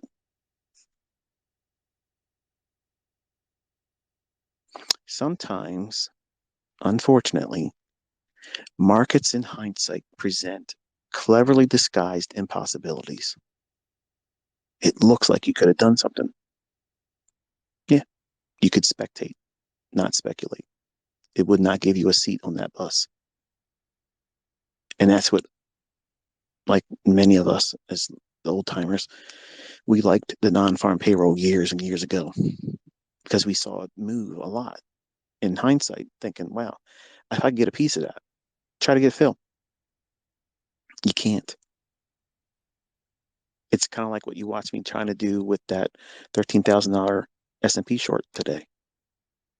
I'm trying to get out of it. I'm pushing the close, close, close. Nope. You're not getting in. Well, in this case, you're not getting out, ICT. So I moved from Forex for a reason. And I know it wasn't popular, but I explained why. And I might be wrong. That might not happen. That might not be a major event take place in the currency, but I find it hard for it not to, because all these central bank digital currencies that they're getting ready to put on, there won't be any reason for all of these currencies at one point. And I don't know which one's going to be the one that you should flock to. So don't ask me that. I don't know that. I don't know everything, folks. If I knew everything, I would be in Forex still pushing hard. But because I understand that I'm probably going to do something wrong, terribly wrong, at the wrong time, and financially hurt me, that financially hurts my family. And it's going to take me out of my focus. And it's going to be regret because I know better. I know I feel like I should not be doing it, so touching it. I know how to trade. I went back to my roots. 1993, I was trading in the bond market. Those two markets were my markets. And that's why you see me doing so well with them, because I know them like the back of my hand. They're very consistent. They understand the understanding rather that I teach through price action. You can see it very easy in those markets because they're professionally traded. Unlike um, thinner markets, like some currencies and forex pairs, S&P and Nasdaq. Even though Nasdaq can be a little bit wild, they're a little bit more reliable. But even then, they bring with it, like you watched today, you could be right, do everything right. If they don't want you to win, they will prevent it. And again, as a reminder, because of some of you guys, well, maybe it was something with TradingView. No, it made it to the CME. My orders made it to the CME, and they were being rejected. So it wasn't a TradingView thing. If it was TradingView, the CME would have never had the order. And I asked AMP to provide me the CME report, the log. I have it. Ask your broker; they'll do it too. It's part of the regulation. You ask for it; they have to present it. And you can see all of my orders. Everyone was being rejected, and the bullshit saying that I'm trading with a 10 contract limit. Well, if I have a 10 contract limit and I'm short 10 contracts and I'm asking to get out of the position, I'm inside the 10 contract limit, right? If that's really what it is, but it's not, because I've been trading more than 10 contracts. And when you watch me in that video try to close 8 of the 10, I'm well under the 10 contract limit. Why are they rejecting the 8 contracts? Because they did not want me to close that with $12,000 to $13,000 in profit. They wanted me to just get stopped out at that stop at $5,800. That's just one of the trades that I was trading all last night. I traded all through London last night. I've not been to sleep. I'm pissed off. I've not been to sleep. I probably won't be sleeping until Sunday. And that's normal. Sometimes that happens.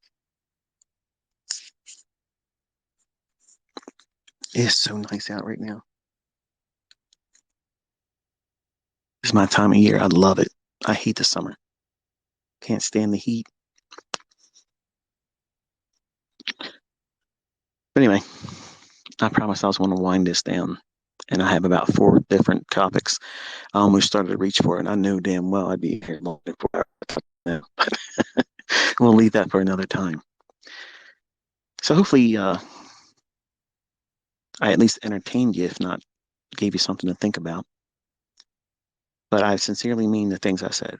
If you have a way for you to get yourself prepared with canned goods, vegetables, canned meats is the best thing you can get, really. Like chicken, potted meat. Yeah, like I don't eat corned beef hash a lot, but I have a lot of that in the event that it's getting harder. I think beef prices are going to be very expensive next year. I believe that all of the crops that were planted this year, we're going to see lower yields of that. And next year, we're going to have even less because fertilizer is so expensive or unobtainable. And everywhere that's allowing for crop growth and they're limiting irrigation. So, whatever the normal usage of watering crops, farmers are being told you can't do that. Now, the question is why? Last bit. A couple years ago, I told everybody start paying attention to water. And we're in trouble if they create a water futures contract. They created one. Remember when I told you about Bitcoin? I said as soon as they put a contract on it, it's done. They own it, and they'll tank it. And that's how I told you it wasn't going to 20,000. The first going to go down to 6,000, and it went there. And I said it was going to go from 6,000 to 3,000, and I was wrong. It went down to 3,200. So there you go. But then I told you I would tell you when it went to 20,000, and I did. And it went to 20,000. I told you it was going to go to 30,000 on New Year's, and I was off by a day. Then I said it would go no higher than 2,000, no higher than 62, but worst case scenario, 70. And that was it. And everybody else was calling for 100,000 Bitcoin. And I said, the fuck it is. It's going down. We're going back down to 20,000. And again, everybody laughed. I'm just going by what I understand about algorithmic principles and theory. And my wife indicator. The day she asked me if I was trading Bitcoin when it was trading at 19,700, I was like, that's it. I went on to her. I said, I can tell you right now, Bitcoin is not going to 20,000. My wife just asked me if I'm trading Bitcoin. Knows nothing about the market. So if she's asking me about Bitcoin, she's the last person in line. There's nobody else that's going to buy it. Going to 6,000. And everybody trolled me. They hated me. They wanted to know where I lived. They could burn my house down then. They were mad at me. They were so mad. But I was so right. I think I had 2 calls wrong on Bitcoin the whole time on the whole previous Twitter adventure. But I still don't understand it. I don't see setups in there that would justify it for me. Right now, it's hanging around in a small little range. I just see it reaching down below 10,000 again. That's where I see it being drawn to. It makes sense to do it. Everybody thinks it's finding support, and they think that it's going to be the bastion to, endorse if we have a central bank digital currency, you know, overrun with all these different currencies doing it, or if the whole system collapses, this is going to be the savior. It's not. That shit's going down too. In fact, it probably goes down first. It's just to get everybody thinking digitally, thinking about things differently outside of fiat. You think it was the answer to fiat. No, it was the invitation to think outside of fiat. See, I see all these people that even when they were in 2012, I had a guy reach out to me and say, "Hey, look, can you talk to us?" I did some kind of I don't know if it was a podcast, you can call that or whatever, but he was like, you should buy Bitcoin and blah, blah, blah. I was like, yeah, I just don't see it. Was I wrong in the grand scheme of things? I guess you could say I was, but I don't give a shit. It could have went to 200,000. I sure as fuck wouldn't be in it and wouldn't be touching it. Perfect example. I had so many people that did it and then they couldn't get their money. They got scammed out of it. And my own son, Cody, he invested in this horse shit. He's got $20,000 worth of horse shit locked up because of the Coinbase stuff. And he's stuck in all that crap. And I told him, don't get in it. It's bullshit. It's rigged. It's the worst kind of rigged there is. And you have no idea how you're going to be treated with taxes. Like it's a mess. Don't get in that. Nope. He had to do it his own way. So he lost his money and he's tied up in it. Now here's the kicker. He took a credit card and bought crypto with it. So now he owed a credit card company for that. He sold the car I paid off for him, put all that into EBA and some other shit coins. And it's tanked. And the people he opened up an account with apparently are going through some kind of horseshit bankruptcy or whatever. I don't know, but something's wrong with the Coinbase, my understanding. And that's who he was in with. So everything I warned him about, and not to do it, and the reason why I wasn't going to do it, my oldest boy fell victim to that. So that's why I had to buy him a truck. He picked it out. I didn't take him out there and this is the truck you're going to get. I said, go out and he wanted the truck so that way he can pull shit around and be a big shot. So he picked out the truck he wanted for it. He doesn't make payments on it. He already has his own credit. I mean, there's topics I was also not going to go down. I'm slowly working my way down them, but I have to get off here. I do want to get out and stretch out. And have to invert myself again. My spine's a little bit compressed, uncomfortable sitting out here, even though it is pleasantly cool.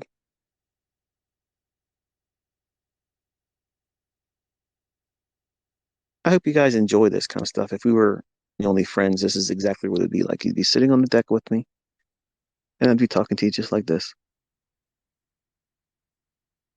Some of you younger cats probably don't appreciate that. That's cool. That's cool. When you get older, you'll have a different appetite for types of things like this. I don't think I would have been all that interested in this.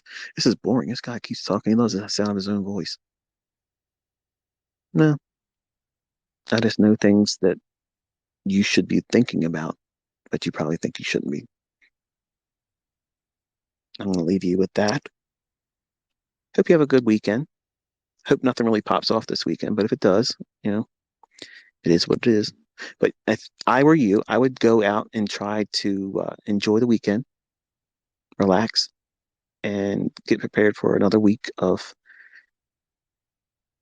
pursuit of profit and excellence. Study. And I think, what are we in? Month 7 now on core content.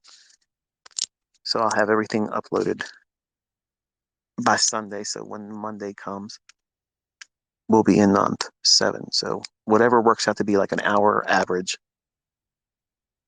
duration in terms of time. I'm trying to hang it around that much.